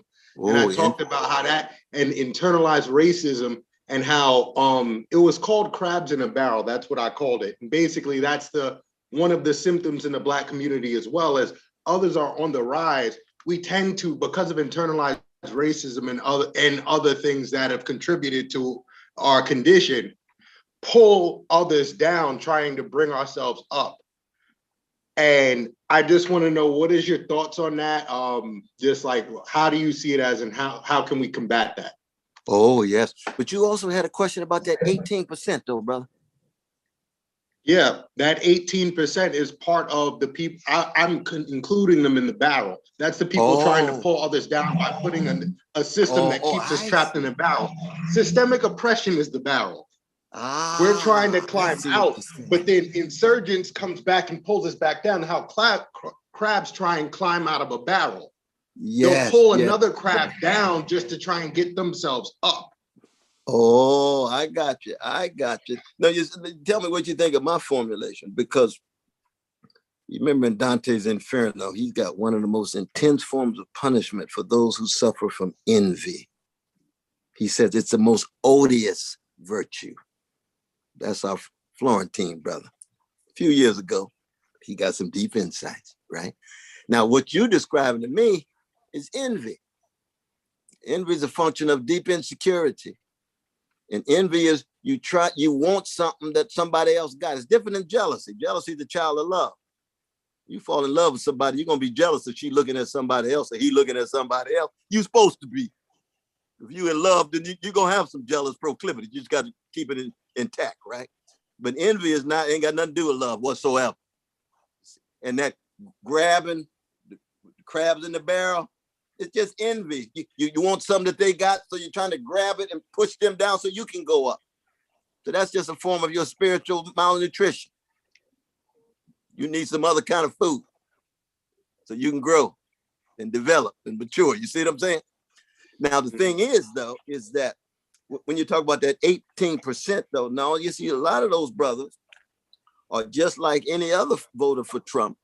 Complicated. They don't have just one factor, one issue, and so forth. But many of them are deeply, deeply masculine in their understanding of themselves, and they identify with some of the toxic masculinity of Trump. We saw that with Genius from Chicago. He's not my cousin, but I love the brother, Kanye. We saw that with Kanye. You remember him sitting there in the White House? Him and Wayne. And what did Kanye say? He's my father. What does that mean? It's your father. What is your conception of a father? I got a father too, ain't got nothing to do with Trump. See what I mean? You got a father, you see what I mean? So that, and that's not all the black brothers, but we never homogenize. Everybody got their own perspective, right? Now, some of those brothers are very upset with, and like lots of some of the Trumpites, they're upset with the self-righteousness and the dishonesty of neoliberal elites, be they in the Democratic Party, be they on MSNBC, be they on CNN, because they view those folk as looking down on them, thinking they're less than. What Sister Hillary called them deplorables, irredeemables. There ain't nobody irredeemable in that way. Come on, Sister Hillary. You used to be a Goldwater, right? You were a Goldwater girl for a while. Nobody called you irredeemable when you fall in Goldwater. Martin Luther King Jr. said he's the most dangerous politician in America for the last 50 years. No, we didn't give up on Hillary. She's a Goldwater girl. She can grow like anybody else. And so it is for some of these Trumpites. You know, some of them are actually with us when we were with Brother Bernie. We got a significant slice of folk who went from Bernie to Trump. Why did they do that? Because they can't stand the neoliberal milquetoast corporate wing of the Democratic Party. They're gonna walk around, do good. We so nice, we so anti-racist, and they militarize the police. They dropping drones, they dropping bombs, 20,000 every year. Bro, Obama get a peace prize and drop 20,000 bombs during the year. Hey, what's going on here? You see what I mean? What people can't see. People can't see, you see? And I'm not putting Obama down as a human being, but he's a milquetoast neoliberal who defends the empire. And therefore, a lot of those brothers just mad and they don't have any other alternative. You see what I mean? So would he be the lobster on top of the barrel? Well, now see, you pushing your metaphor now. You pushing your metaphor. You got the crabs, the lobster. Well, I think I would put it this way, that if we define the most successful Black man and all of his brilliance, all of his charisma, all of his poise, I give him that, the most successful Black man in the history of the American empire, then yes. But successful for me is not necessarily tied to greatness. Right. You see what I mean? Not tied to greatness at all. How many Grammys did Sly Stone win? None. How many Grammys did Sam Cooke win? None. How many Grammys did Curtis Mayfield win? None. How many Grammys did Milli Vanilli win? 2. And y'all might be too young to remember who Milli Vanilli was, but they was some lip singing artists who couldn't even play their own music and couldn't sing their own song, but they won a Grammy. I tell you this. See what I mean? That's successful. See, don't just tell me what your titles and your prizes are. Right? How come Tolstoy never won the Nobel? How come Proust never won? How come Virginia Woolf never won? How come Conrad never won? Oh, but I know some folk who won the Nobel Prize in Literature who are as mediocre as can be. See what I'm saying? Now, I'm not against the Nobel Prize. I went with Toni with her when she got hers because she's my sister and she's a giant. But that happens to coincide with greatness. That's not always the case. Thomas Pynchon should have won one long time ago. But I mean, I'm just going on and on. But my point is that greatness and success can go different ways. Now you pushing the crab and the lobster thing, and I'm with you on that. You got a poetic mind, brother. You got a poetic mind. I appreciate that. But I'm so glad that you showed your beautiful face, man. Appreciate you. Thank you for taking my question, Dr. West. No, thank you. Thank you. John A.D., you're muted. Okay, yes. Good afternoon. Thank you so much, Brother West, for coming to Brooklyn College. And we appreciate you and we appreciate everything you have been doing for humanity. I will put it in that way. I am a professor of sociology at Brooklyn College, and I'm first and foremost a Haitian, okay? So I have 2 specific questions. The first question, myself and you, I agree with you when you refer that we are dealing with what you have called a spiritual decay in American society. And I would say a spiritual decay in Western modernity, because it's like it goes beyond American society. And you are a philosopher, and I recall Edmond Husserl, once a great phenomenologist, he said that a philosopher is an intellectual of the humanities, and that what you refer as the spiritual decay, according to my understanding, also has affected the humanities and social sciences. And I recall also a very good sociologist, his name was Alvin Ward Goodner. In 1970, Goodner published a book titled The Common Crisis in Western Sociology. And for me, not only sociology is in crisis, but also the humanities are in crisis. So my specific question, how come we solve that spiritual crisis, that spiritual decay, if humanities should be actually one kind of exit to help us to deal with that crisis? Because back in the 19th century, the social sciences were called in French les sciences de l'esprit. That means the science of spirit, right? So now we have that problem of moral decay because we have a humanitarian crisis in the humanities. So humanities cannot help us to solve the crisis. So what could be, according to your understanding, the possible tactic and strategy to remedy that spiritual decay? And lastly, my second and last question, I have followed with you, is the first time that face-to-face or virtual face-to-face I am in sharing a platform with you, but I watch many of your video on YouTube, your lecture on YouTube at many institutions. So, and as a Haitian, and you are a philosopher, and knowing as Haitian, knowing the importance of the Haitian Revolution in shaping modernity, because what the Haitian Revolution did is the Haitian Revolution depathologized a fragmented world, a world that was abnormal, and the Haitian Revolution helped us to have a clear consciousness about that pathological side of that modernity, what Walter Mignolo and others would call the darker side of Western modernity. But more oftentimes or frequently, you barely reference the Haitian Revolution in your public intellectualism. So I would like to know why and what is your position now? We are talking about race, culture, and democracy.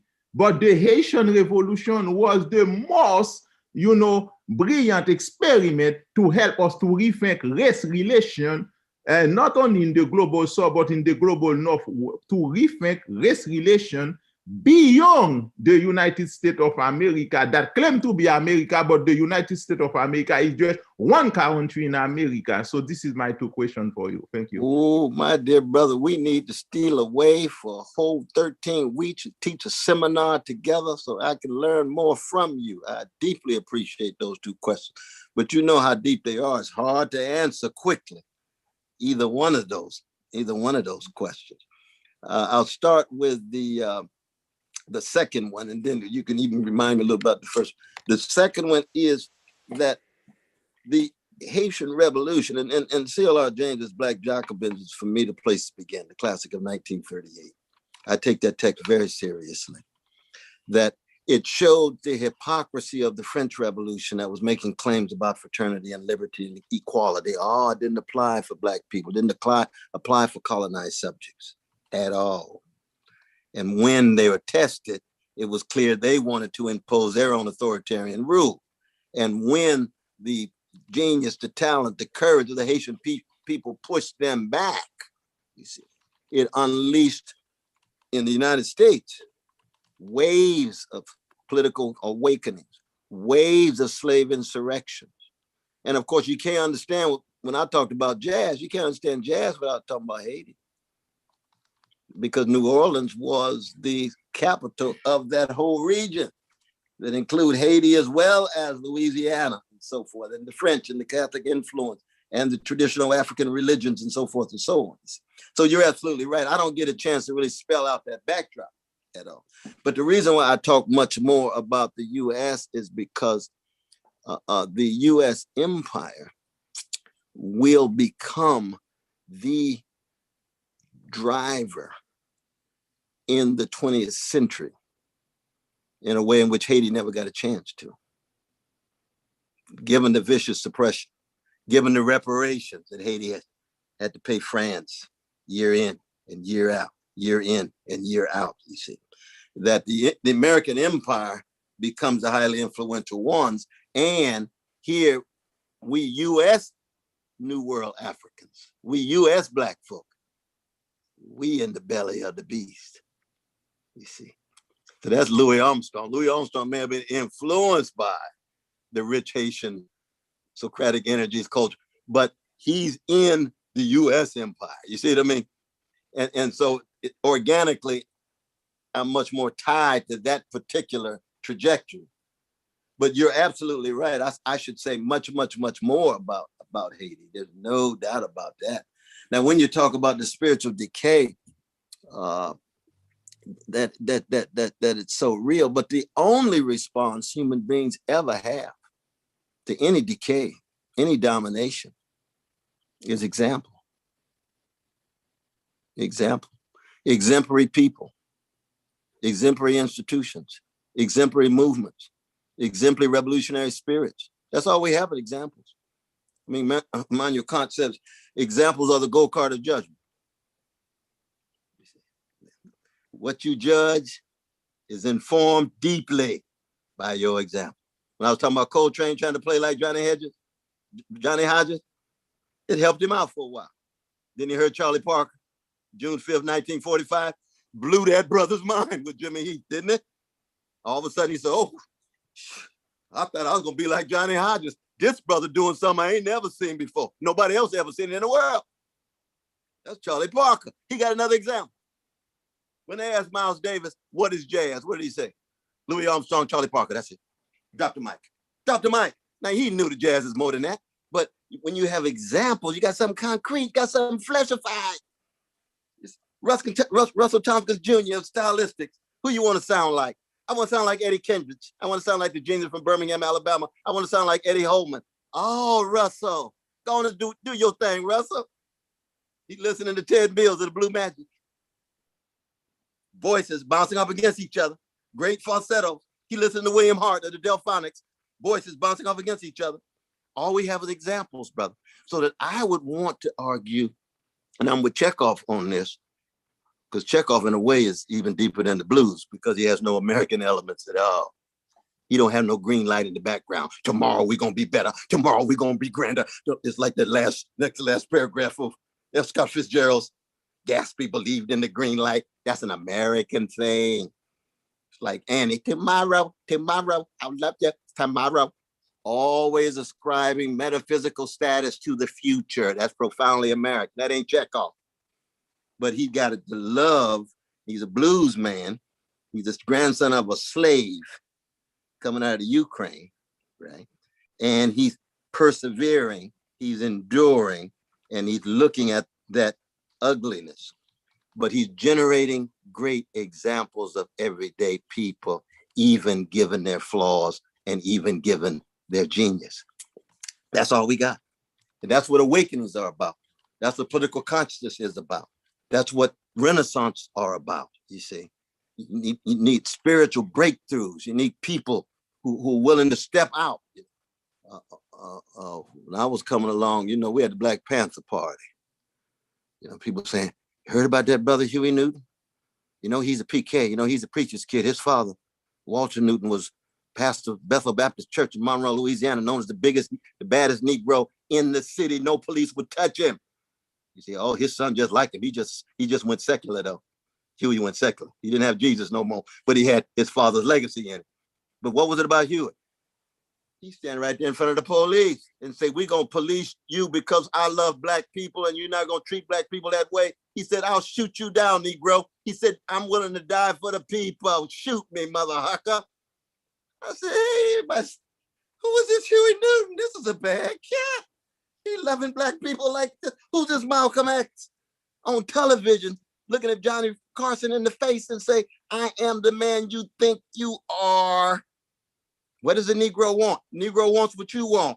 Do you want your children to be safe? You want a job with a living wage? You want dignity? You want respect? Yes. Ain't nothing magical about what the Negro wants. That's what Malcolm told him.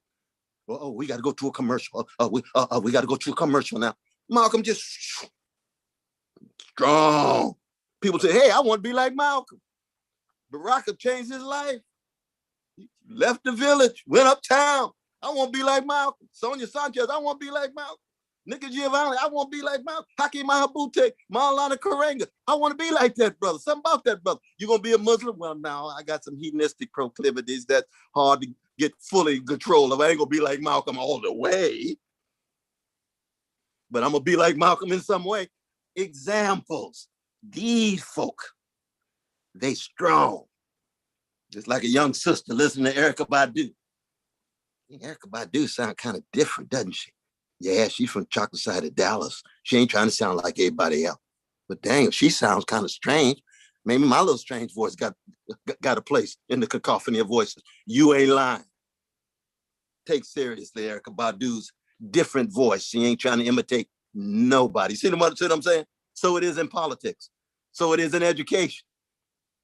I can imagine being in Sister Ellen's class, teaching Virginia Woolf. Oh my God, her subtle mind is at work making these connections. I want to see how she does that.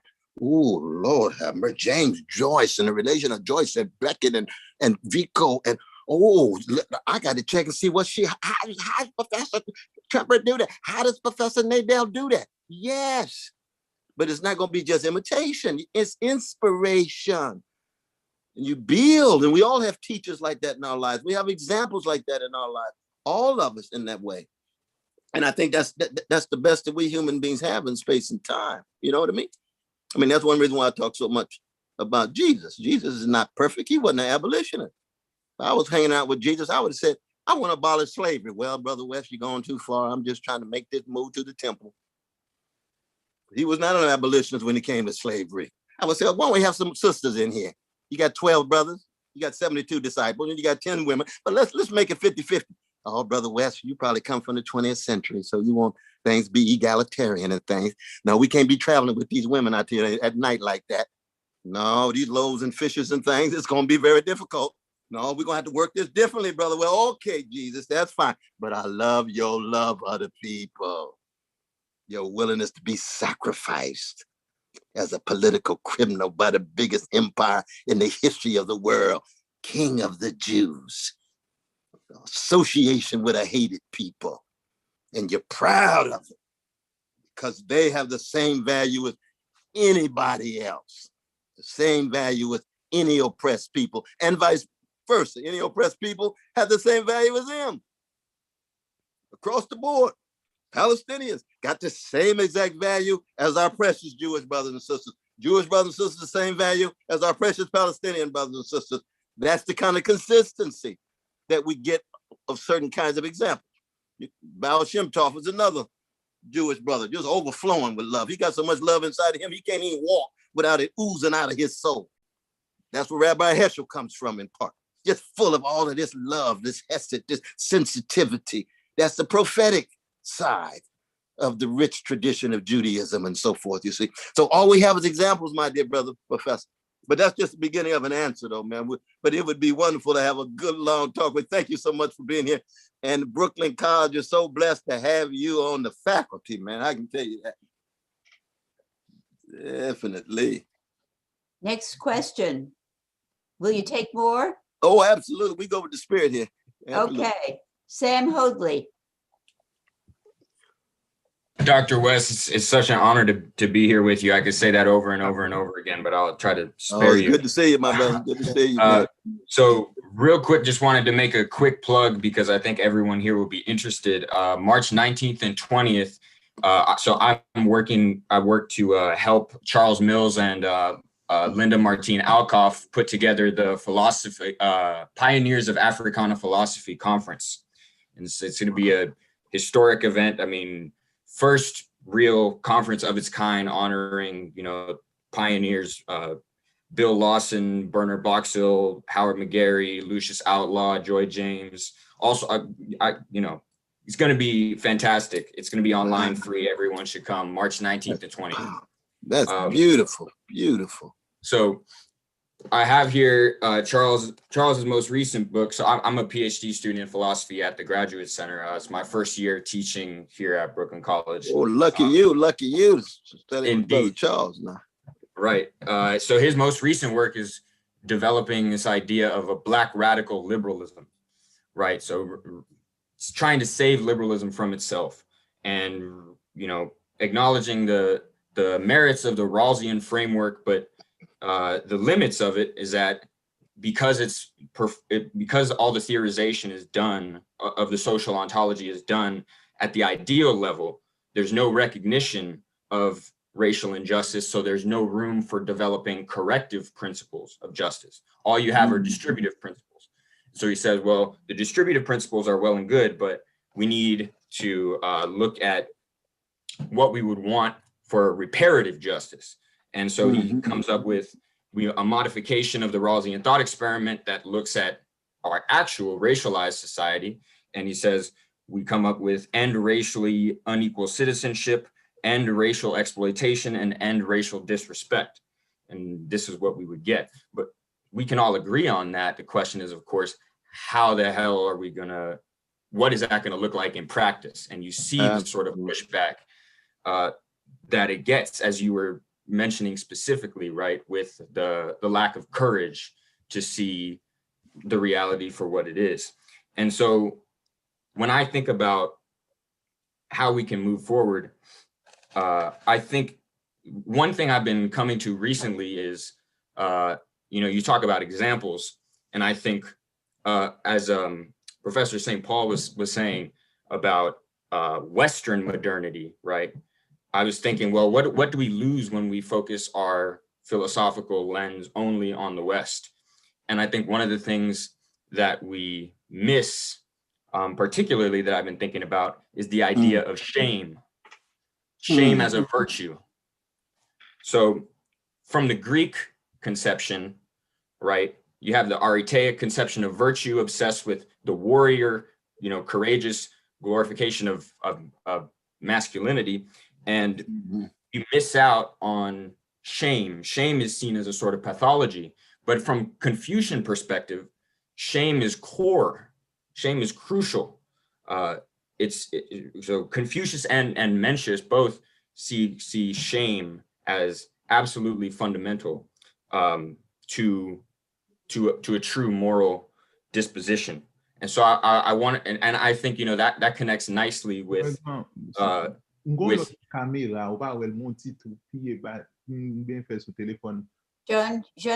please mute yourself. I thought it might have been related, but yes, I think the idea of shame connects nicely with the Christian ideas of poverty or humility as a sort of virtue, and so what a sort of open-ended question about what room might there be to look to the Confucian tradition, right, or to non-Western traditions more generally, and how do you think that we could try to explore such a thing on a pragmatic, political, everyday level? Right. No, I appreciate that question. I'm glad what you said about Charles Mills. He's one of the giants. I just did an interview, Truth Out, with George Yancey. I was talking about those pioneers, Lucius and Outlaw and so forth. And I didn't get a chance to mention his name because he actually comes right after the Box Hills and the others, but he goes on it takes it to a very, very high level. So you tell him I said hello. He's my dear brother from Jamaica. Sharp, brilliant, profound. When I think of shame, though, I think of Bernard Williams' great book, Shame and Necessity, that goes back with the readings that you might remember of Sophocles and Euripides and the others, and how he thinks that's actually a resource much deeper than even Judaic or Christian conceptions of guilt, because he is a Nietzschean. He's one of the few of the English-speaking world philosophers who's a Nietzschean. Bernard Williams is. So he actually goes back to Athens much more than he does Jerusalem. But he's also a social democrat. And so he's got a progressive sensibility. He's not a revolutionary. He's not really even a leftist in that way. But he's got this egalitarian temperament. It cuts very, very deep. It reminds me a little bit of what you're talking about in regards to radical liberalism. Because when I hear that, it kind of jumps at me. I say, "Ooh, Lord, he's going to have to work this out in a serious way." Right. Because liberalism itself so often is dependent on patriarchy, empire, and what have you. But we have to acknowledge that it's always liberalisms.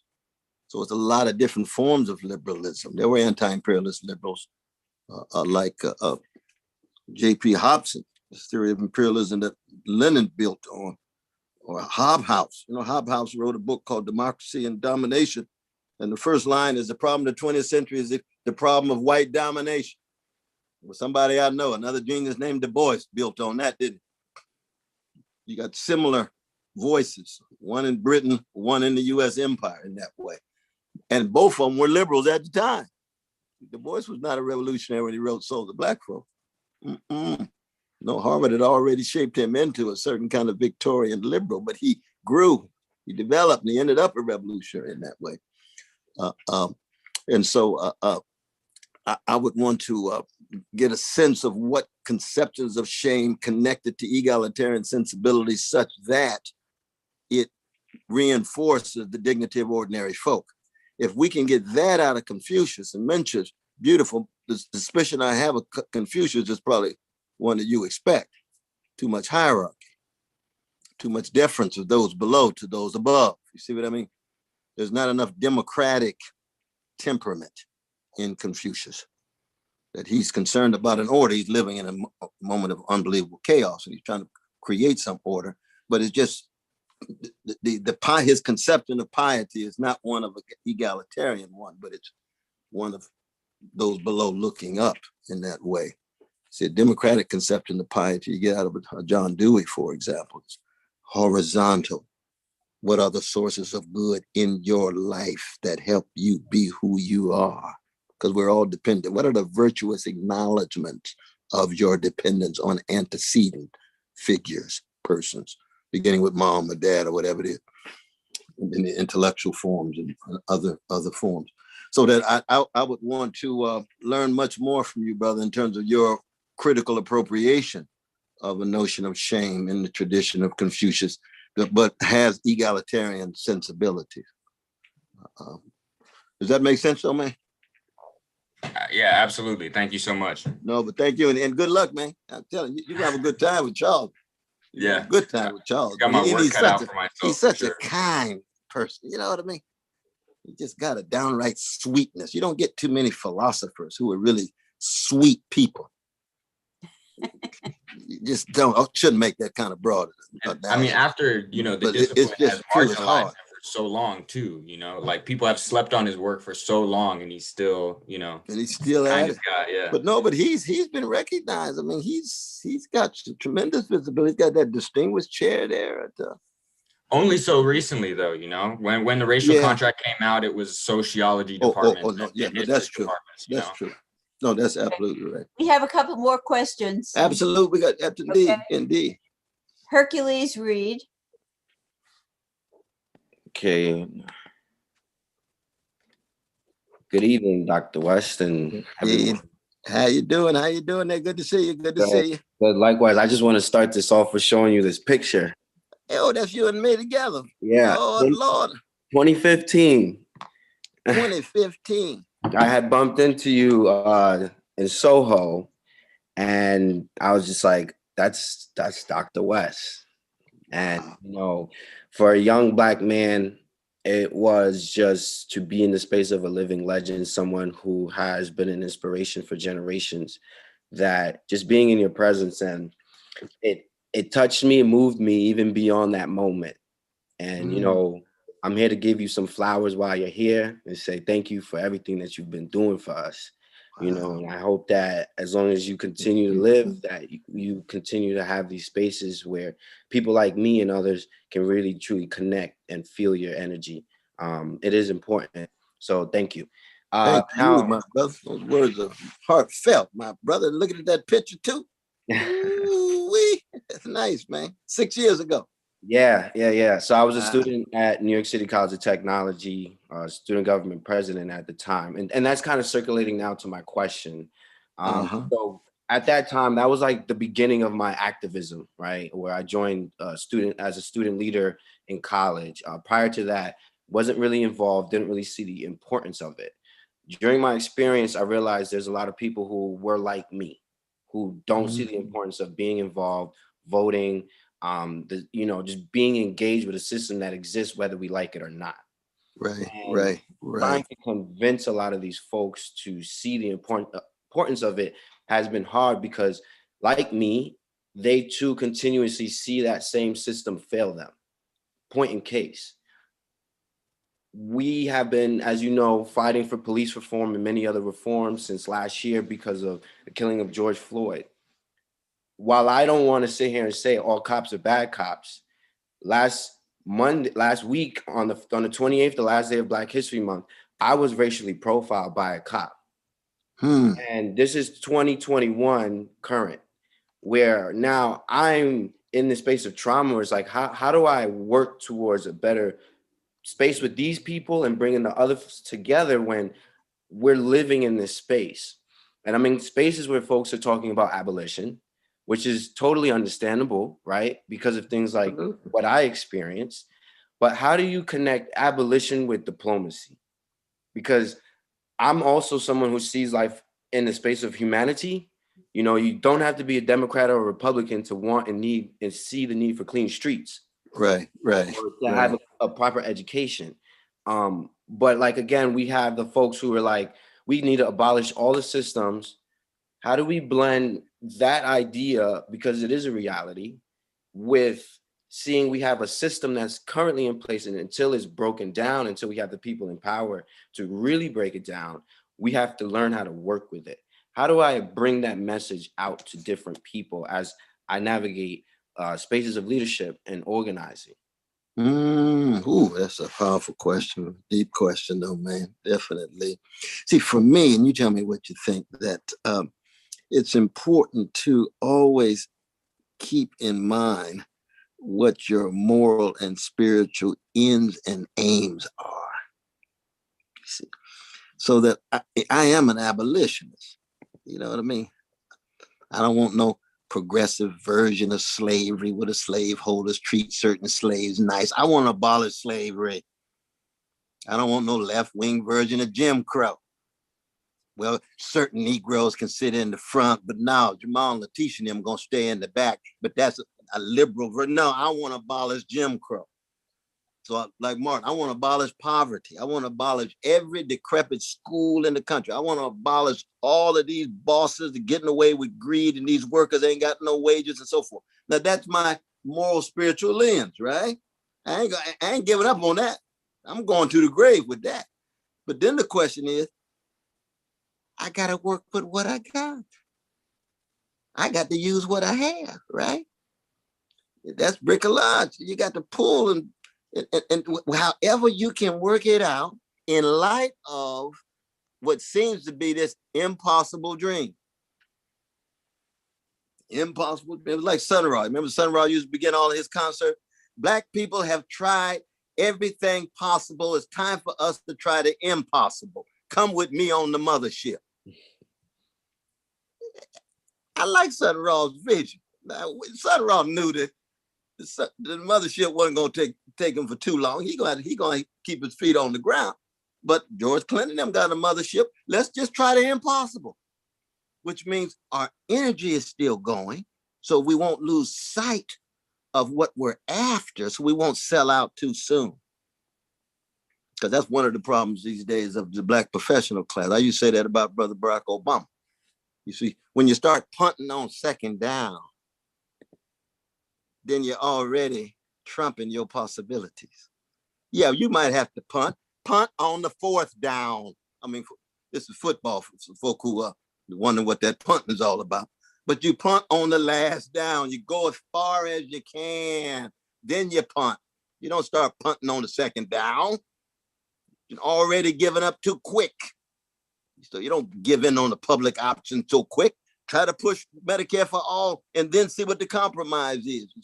So in that sense, you should never, ever give up on your abolitionist impulses. But then you got to be able to work with what you got. And that has to do with your own situation, your own context, you know, where you are, your loved ones, your mama, your daddy, your friends, and so forth. Everybody has their own context. You got to work with what they got. You got to just work with what they got. And working with what they got, they still have their eyes. What they're seeing is something grand, but they're unable to approximate it in the way in which they like. You see? And so in that sense, though, brother, I think you just want this twofold perspective. Hold on to the abolitionist orientation, but also have to work with what you got. Now, in working what you got, I can't define that for you. You know what I mean? Because I don't know your context, man. Okay, if I may add a little context. Absolutely, add a little context. As someone who, again, engages in the space of student leadership, I saw the importance of having a seat at the table. Yes, so my thoughts and ambitions rely in the space of going there to write new legislation, being a elected official representing the voices of the people. Yes, that's beautiful. That's beautiful. How do you go down that road of diplomacy, of actually breaking the system by changing the laws while believing in the need for abolition, which, you know, it's such a conflict? I think here we fall back again on example, though, brother. You see, you study very closely politicians like Harold Washington. You study very closely Shirley Chisholm. You study very closely Adam Clayton Powell Jr. These are folk who made their way inside of a system that was full of corruption and myopia and short-sightedness and indifference and callousness to the poor. They never forgot that. They never forgot. Now, Adam Clayton Powell, you know, he may have forgot it certain Friday nights when he was flying high in the friendly skies or something, but on Saturday, he bounced back. He bounced back.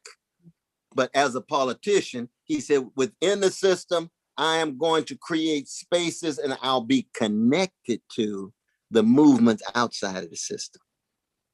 Because if you don't have connection with the movements outside the system, you get co-opted so quick, you'll forget what your name is. All that money, all that status, all that decoration, all of those carrots they dangling at you. It's a hard thing, difficult thing. But if you connect to the movement, you got some close folk to remind you. They say, oh, Brother Jean-Michel, we want you always connected. This is a challenge of AOC right now, isn't it? That's the challenge of our dear brother Jamal right now. Sister Cora, you all know who I'm talking about from Ferguson and New York and so forth, those politicians that are coming in. Brother Bernie, he's been a master at it. Now it helps, to be part of a little independent party in vanilla Vermont, so he's a Brooklyn brother, but I mean, he went up to Vermont. You can go up there and do all kinds of stuff. You can go up to Vermont, act like Mick Jagger and tell everybody you James Brown, because I mean, they don't. No, I'm just kidding. But I mean, it's a different context. But Bernie is a great paradigmatic figure because he's got integrity and he loves the people. He loves working people. But as a young brother at the table, you pull from their examples. See what I'm saying? Because they held on. They continue to bring pressure to bear. They didn't get thoroughly co-opted in the way too many of our politicians do. You see? Does that make sense though, brother? Thank you. I appreciate it. Don't want to take up too much more time. Stay blessed. We've got 3 more questions. Oh, you over here, though. I was looking over here to Jean-Michel. That was Hercules. I'm sorry, I got that. That was Yes, Hercules. Yeah, it was Hercules. The That's next right. question I'm is sorry, actually- Jean-Michel. I'm sorry about that, man. No, that's Brother Hercules. Yeah, absolutely. That was. But let me ask you this one question, man. Where did you get your first name, man? So It's Patrick actually my father's has name Patrick You say has what? the as next well. question. Well, It's I'm my just going father's name as well. to answer one question about his first name. I love that first name, Hercules. Where'd that come from, man? It's my father's name as well. Oh. We're Jamaican, and I guess they say they knew what they were doing when they gave us those names. So You got 2 Hercules in the same family. That's powerful. That's powerful. I'm sorry, Sister Ellen, but it's not every day I run into a black man named Hercules. You know what I mean? I say, And who took a picture with you in rich. 2015. That's rich. 2015 was the last time. No, but this the 3rd time now. Right. Just the 3rd time now. But you go on and keep your leadership in place, man, and just keep loving the people. That's the key. That's Okay, the key. so Patrick has a really tough question about music for you. Well, I might not be able to answer that. Where's Brother Patrick? Where is he? He might have gone to get his instrument. Hello? Oh, here he is. He's coming. Yeah, so you mentioned Beethoven but you also mentioned Louis Armstrong, Art Tatum, and numerous other jazz musicians. And I'm wondering, as a composer and a musician myself, how can I keep that European tradition alive, but also integrate all the rich jazz stuff and kind of make it seem like this universal kind of cosmic music? Oh, I like that question. Where are you though, brother? Are No you visible? camera. Are you visible, man? Here he Yeah. is. Oh, I just don't. Oh, there he is. There's my brother. Hi. There's Patrick. Yeah, there he is. Indeed. Well, one thing, you want to always recognize that there's always hybridity in every culture, right? And the hybridity has to do with regions, just like Brahms pulling in folk songs. Beethoven pulls in folk songs. And Beethoven is prior to the unification of the German state, right? So you got all these provinces. And already he is pulling in, open to a variety of different sounds and different traditions. So within Europe itself, you have all of these very, very multiple streams and strands. It's in no way homogeneous, right? And now, given the fact that we're in the United States with all of this cultural heterogeneity and diversity and so forth, that you just want to be attuned to whatever voices as it relates to your voice. Now, if your voice is still primarily a voice that is in conversation with the voices of Europe, there's nothing wrong with that. especially if you're doing classical or whatever. There's nothing wrong with that at all. It depends on what you do and where you're headed.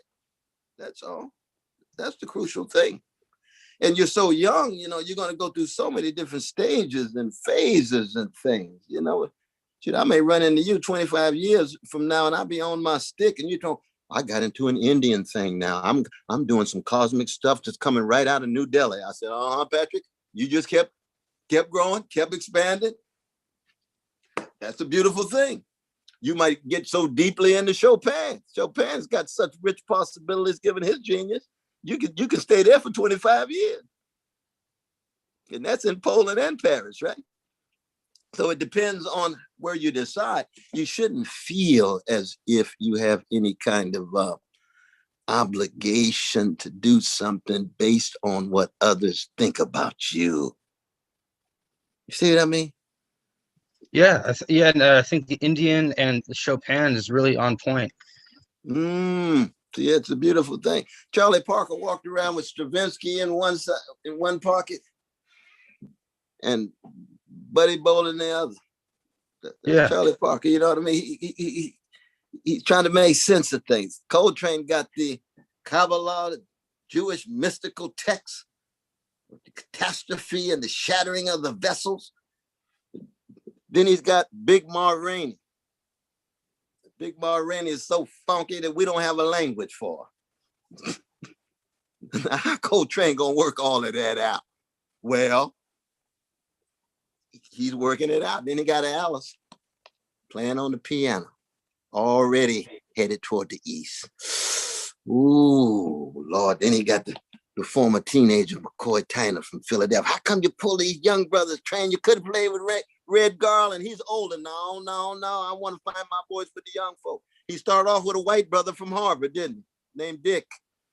Train, how come you got a white man playing your piano?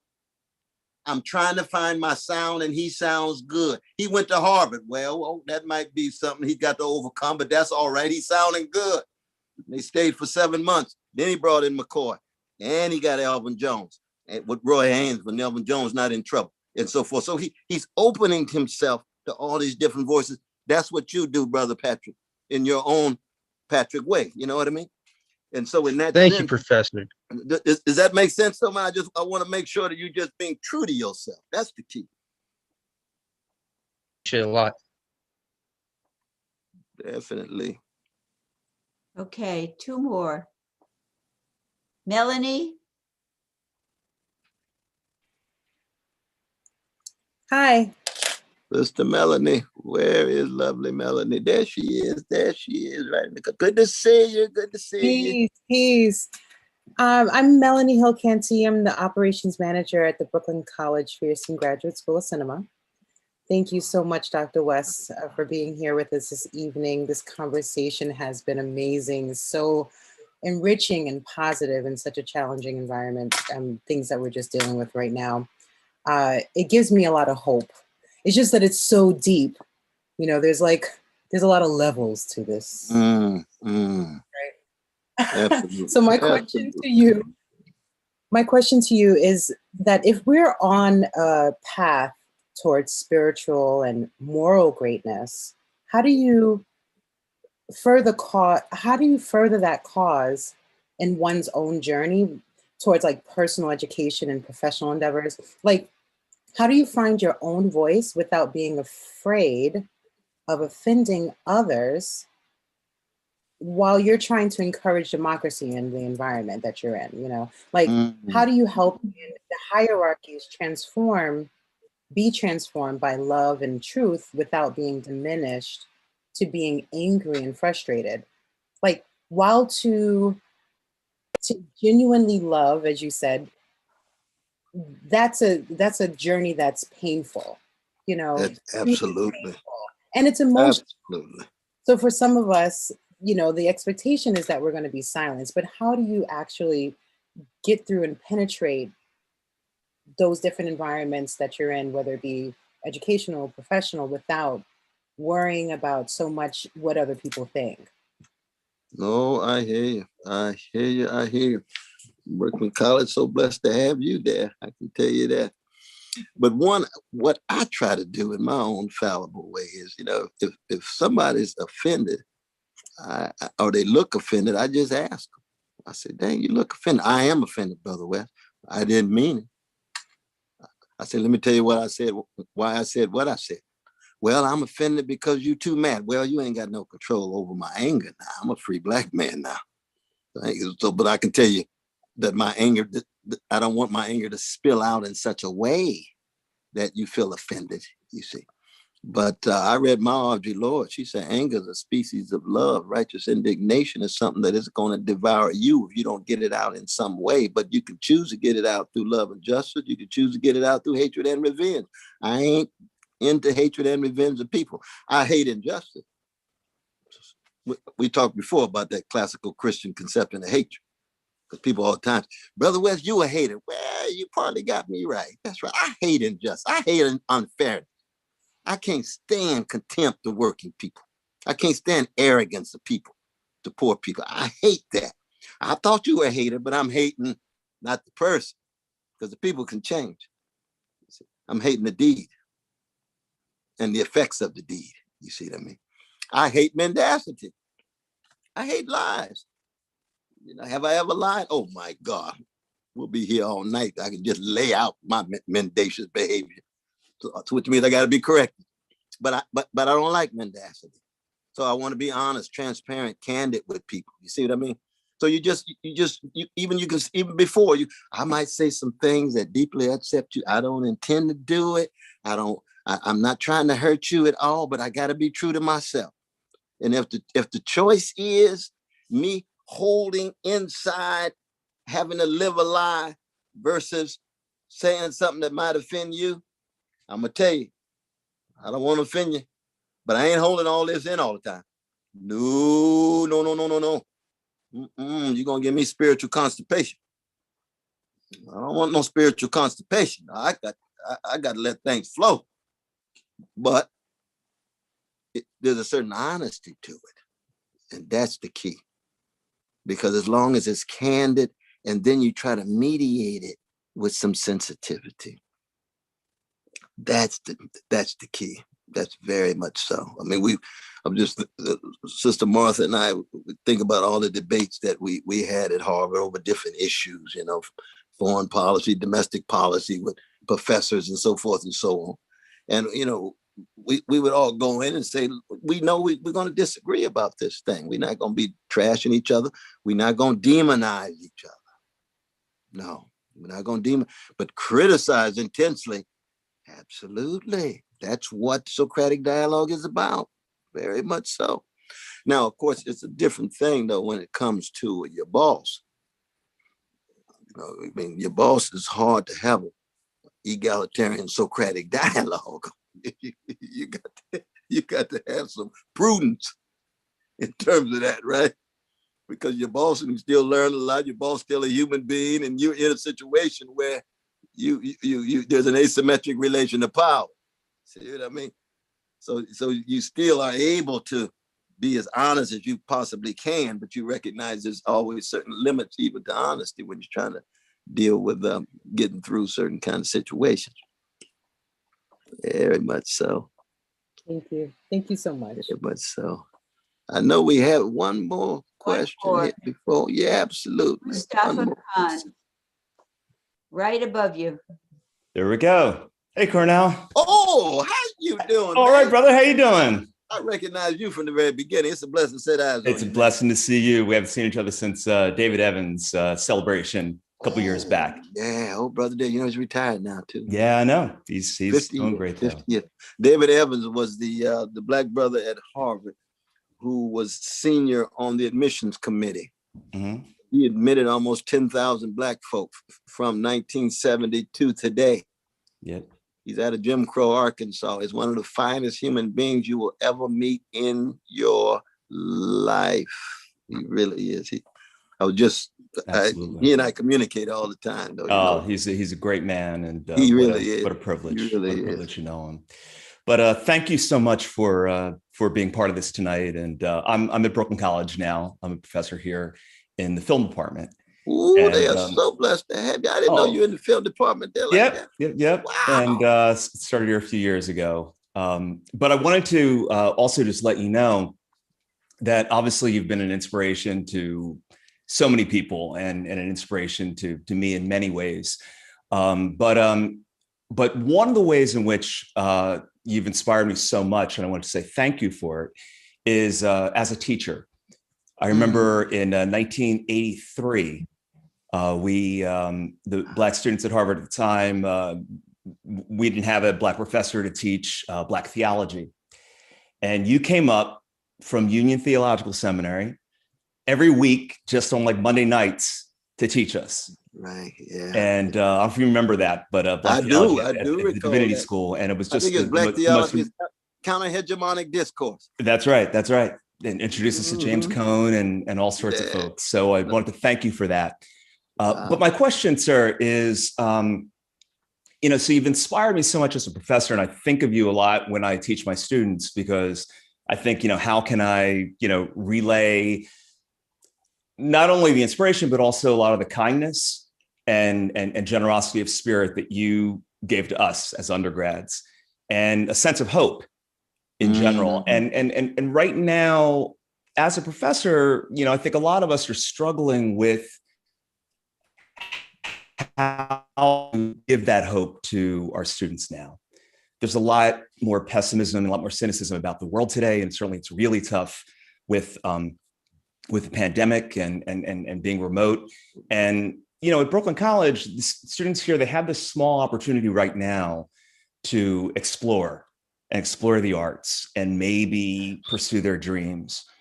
But it's a challenge to try to keep that dream alive in them, and to keep the spark alive, especially in such a dark time.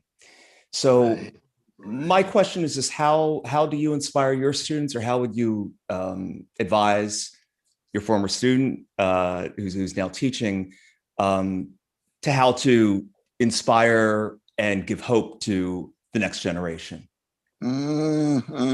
Appreciate that question, though, brother. Thank you, brother. It's hard to believe it's 1983 too. Oof, yeah, we're no older though. That's a good thing. Ooh, we still here, and we're still here. Our right minds. At least I'm in my right mind 4 days a week. You probably have about 7, but this is a side of our discourse that I think requires a real serious emphasis, because when I invoke the examples, so many of the examples that I put forward, Sarah Vaughan, who I was blessed to know so well, traveling the bus with B.B. King, always there when Gladys Knight and the Pips were in New York.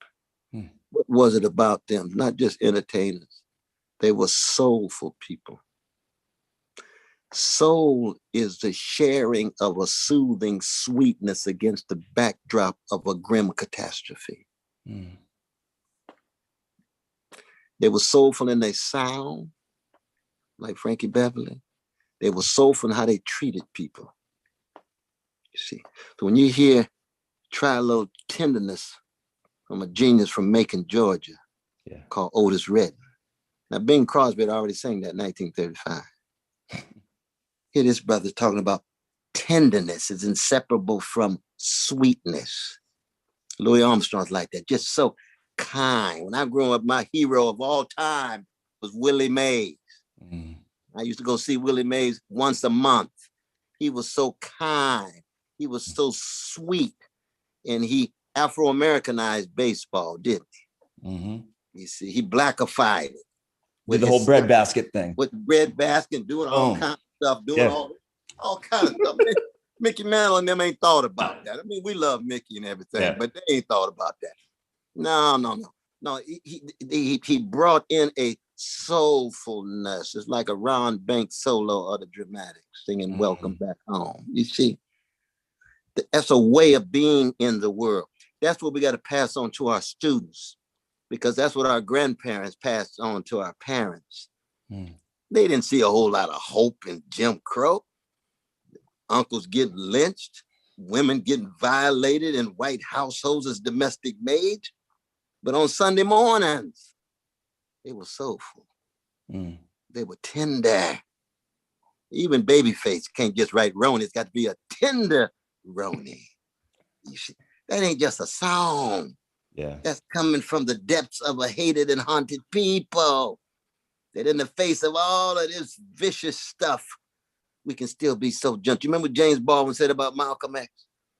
I never met a man so gentle in all my life. I see a lot of white brothers and sisters ain't gonna understand because they think it's always about them. But when Malcolm was with black folk, his love was just like the Bel Shem Tov in the 18th century in the Jewish ghetto. It's just spilling over. That's Malcolm. That's why he was loved. He wasn't followed. Ain't nobody gonna follow. He only have 4% following. You know what I mean? But he's loved and respected, and that's what our young people need to be exposed to. You see what I mean? How do you be soulful and kind and sweet when you listen to a voice of a David Ruffin? Think of all of that delicacy in the sound. It wasn't delicacy in his life, the delicacy in his sound. What was going on there? He wasn't just trying to sell a record. You see, he was mustering a spiritual courage to somehow persevere in what seems to be a hopeless situation. Then that line from James Weldon Johnson from National Negro, hopeful, hopeless, but not hopeful, but still a small sliver of a people. When Henry Highland Garnett stood up in 1841, he said, "Black folk, don't confuse your situation with that of the Israelites of the Old Testament. For us, Pharaoh is on both sides of the bloody Red Sea. Pharaoh is on every side of the bloody Red Sea." What do you think black folk said? Could somebody please sing a song? Could somebody just, or Mr. Robinson, could you do a little movement with your feet? Yeah, could somebody dance? Don't look like we ain't getting out of this. We ain't getting out of this. You see what I mean? And of course, we got a similar thing. We got flamenco in Spain, rebetiko in Greece. Our Yiddish brothers and sisters, how they gonna get out of a Jew-hating Russia, a Jew-hating Eastern Europe? Well, could somebody have a little klezmer, please? Harold Arlen, I know your father's a cantor from Buffalo. Could somebody just play a little music so that you end up on the chocolate side of town writing Stormy Weather and blues for Pearl Bailey and for the other black singers? It's a human thing. And I tell young folk all the time, if you fortify, in order to fructify now, in order to generate some deeds, vision, feeling, courageous action. But if you're fortified, you should never be surprised by evil. You're never paralyzed by despair. That's the blues woman. That's the blues man. You see what I mean? Hey, what you gonna do, Billy? That good morning heartache, that heartache's waiting for you every morning. I know. Sit down. Go ahead. But watch me sing this song about it. Watch me sing this song about it. That heartache ain't gonna completely crack everything in my soul, because I got something strong enough to sing about it. So the song of despair is itself a form of resistance to the despair. You see what I'm saying? That's the history of a people. We learn from the riches, the geniuses of our grandmothers and grandfathers and great-great-grandfathers, but others too, but we talking about black folk. That's the crucial thing we got to tell folk. Crucial thing we got to tell folk, because they come to my office sometime. I know they did similar things, Sister Martha. "Oh, Brother West, I just can't deal with this. Somebody called me the N-word." I say, "You don't say." That's your crisis in life. Somebody call you the N-word. My social aggression has just undercut my whole sense of how I'm going to deal with the weak. You see, now you got to get fortified. Now, on a certain level, it's almost, I said, I think you need to go to the church on Wednesday night to get fortified, get your soul intact. You need to try something bigger than you, so you have an armor, so you make it through and preserve your dignity. because you're going to have a whole lot more than just the N word coming at you. They start talking about your child. You got to be ready. You can't act like you Malcolm X overnight. No. That ain't going to do. You come from a great people, knowing every abuse, every form of vicious exploitation, and still kept dishing out these great folk. That's the cloud of witnesses you got to be plugged into. You see what I mean? I do. But I didn't really know nobody. Go to the library. Read about Harriet Tubman. Go to the library. Read it. You see what I mean? Read about who was Mary Ellen Pleasant. Oh, that black woman who gave John Brown $900,000 in 1857, who began every speech, "I'd rather be a corpse than a coward." Now, I love to say that to middle-class black folk. You really shake them up. I'd rather be a corpse than a coward, well-adjusted to injustice and well-adapted to indifference. What you saying, Brother West? You mean I got to be willing to die? Well, I'm not saying all that. I'm just trying to shake you up. This is a rhetorical thing. You know, Martin used to say, "I'd rather be dead than afraid." That's Martin. Everybody ain't going to meet Martin's standard, but we know what the standards are because he's loving folk. And in fact, there are, in most people's lives, certain circumstances in which they would agree with Mary Ellen Pleasant and Martin. You see, somebody's coming to violate your child. All of a sudden, you get a whole lot of Fannie Lou Hamer in you. Yeah. You ready to throw down like Muhammad Ali. You see what I mean? Somebody could be very timid, but you put him in that situation. Ooh-wee. Lord have mercy. So they got the potential there. They got that potential. Then you say that we're talking about being on a continuum in this regard.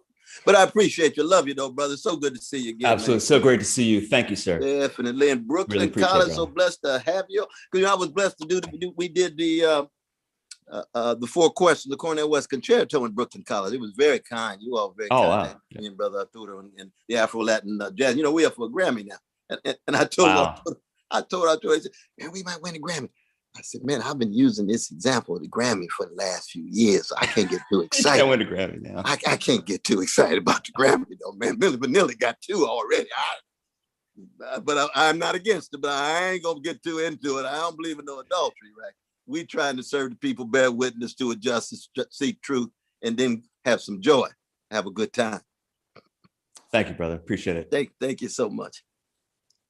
Well, it is 9:37.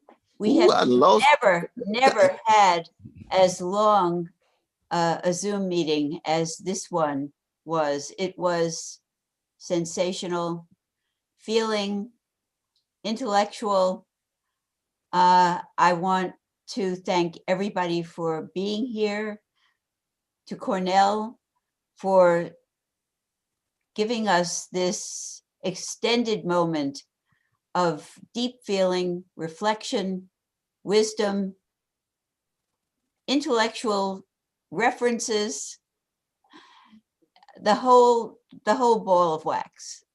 So let's all say thank you to him. Well, I thank you, my dear sister. You can unmute yourselves and say thank you to him. Thank you, Dr. West. We salute our dear sister Ellen and the Lord, sister Thank you, Martha, Dr. sister West. Martha. Thank you, Dr. West. Thank you. Thank Hug you right so now. much. I'm telling you. But stay strong and stay away from that virus. Stay away from that virus. Thank you. No address, no prejudice. Thank you, Dr. West. Thank you. Thank you so much. Thank you so very much. Thank you. Good night, everyone. Good night. Good night. Indeed. Take good care. Good night. Take Thank care, you. Dr. West. Sister Georgie, Sister I'll see you at the Georgie. conference. Yeah, we're See you at the staying conference. on. We're staying on. Oh, there she is. Ellen, thank you. Thank you, Martha, everybody. Thank That you. was so kind. March 19th, 20th, Pioneers of yes, African Philosophy. Got it. And that's going to be a Zoom too. I got to check and see what day that is. Good God Almighty. Yep. Next Friday and Saturday. It was next Friday and Saturday. Oh, I think my daughter has a thing, but I'll have to check. But once it's online, I can watch it anytime, though, right? Oh, yeah.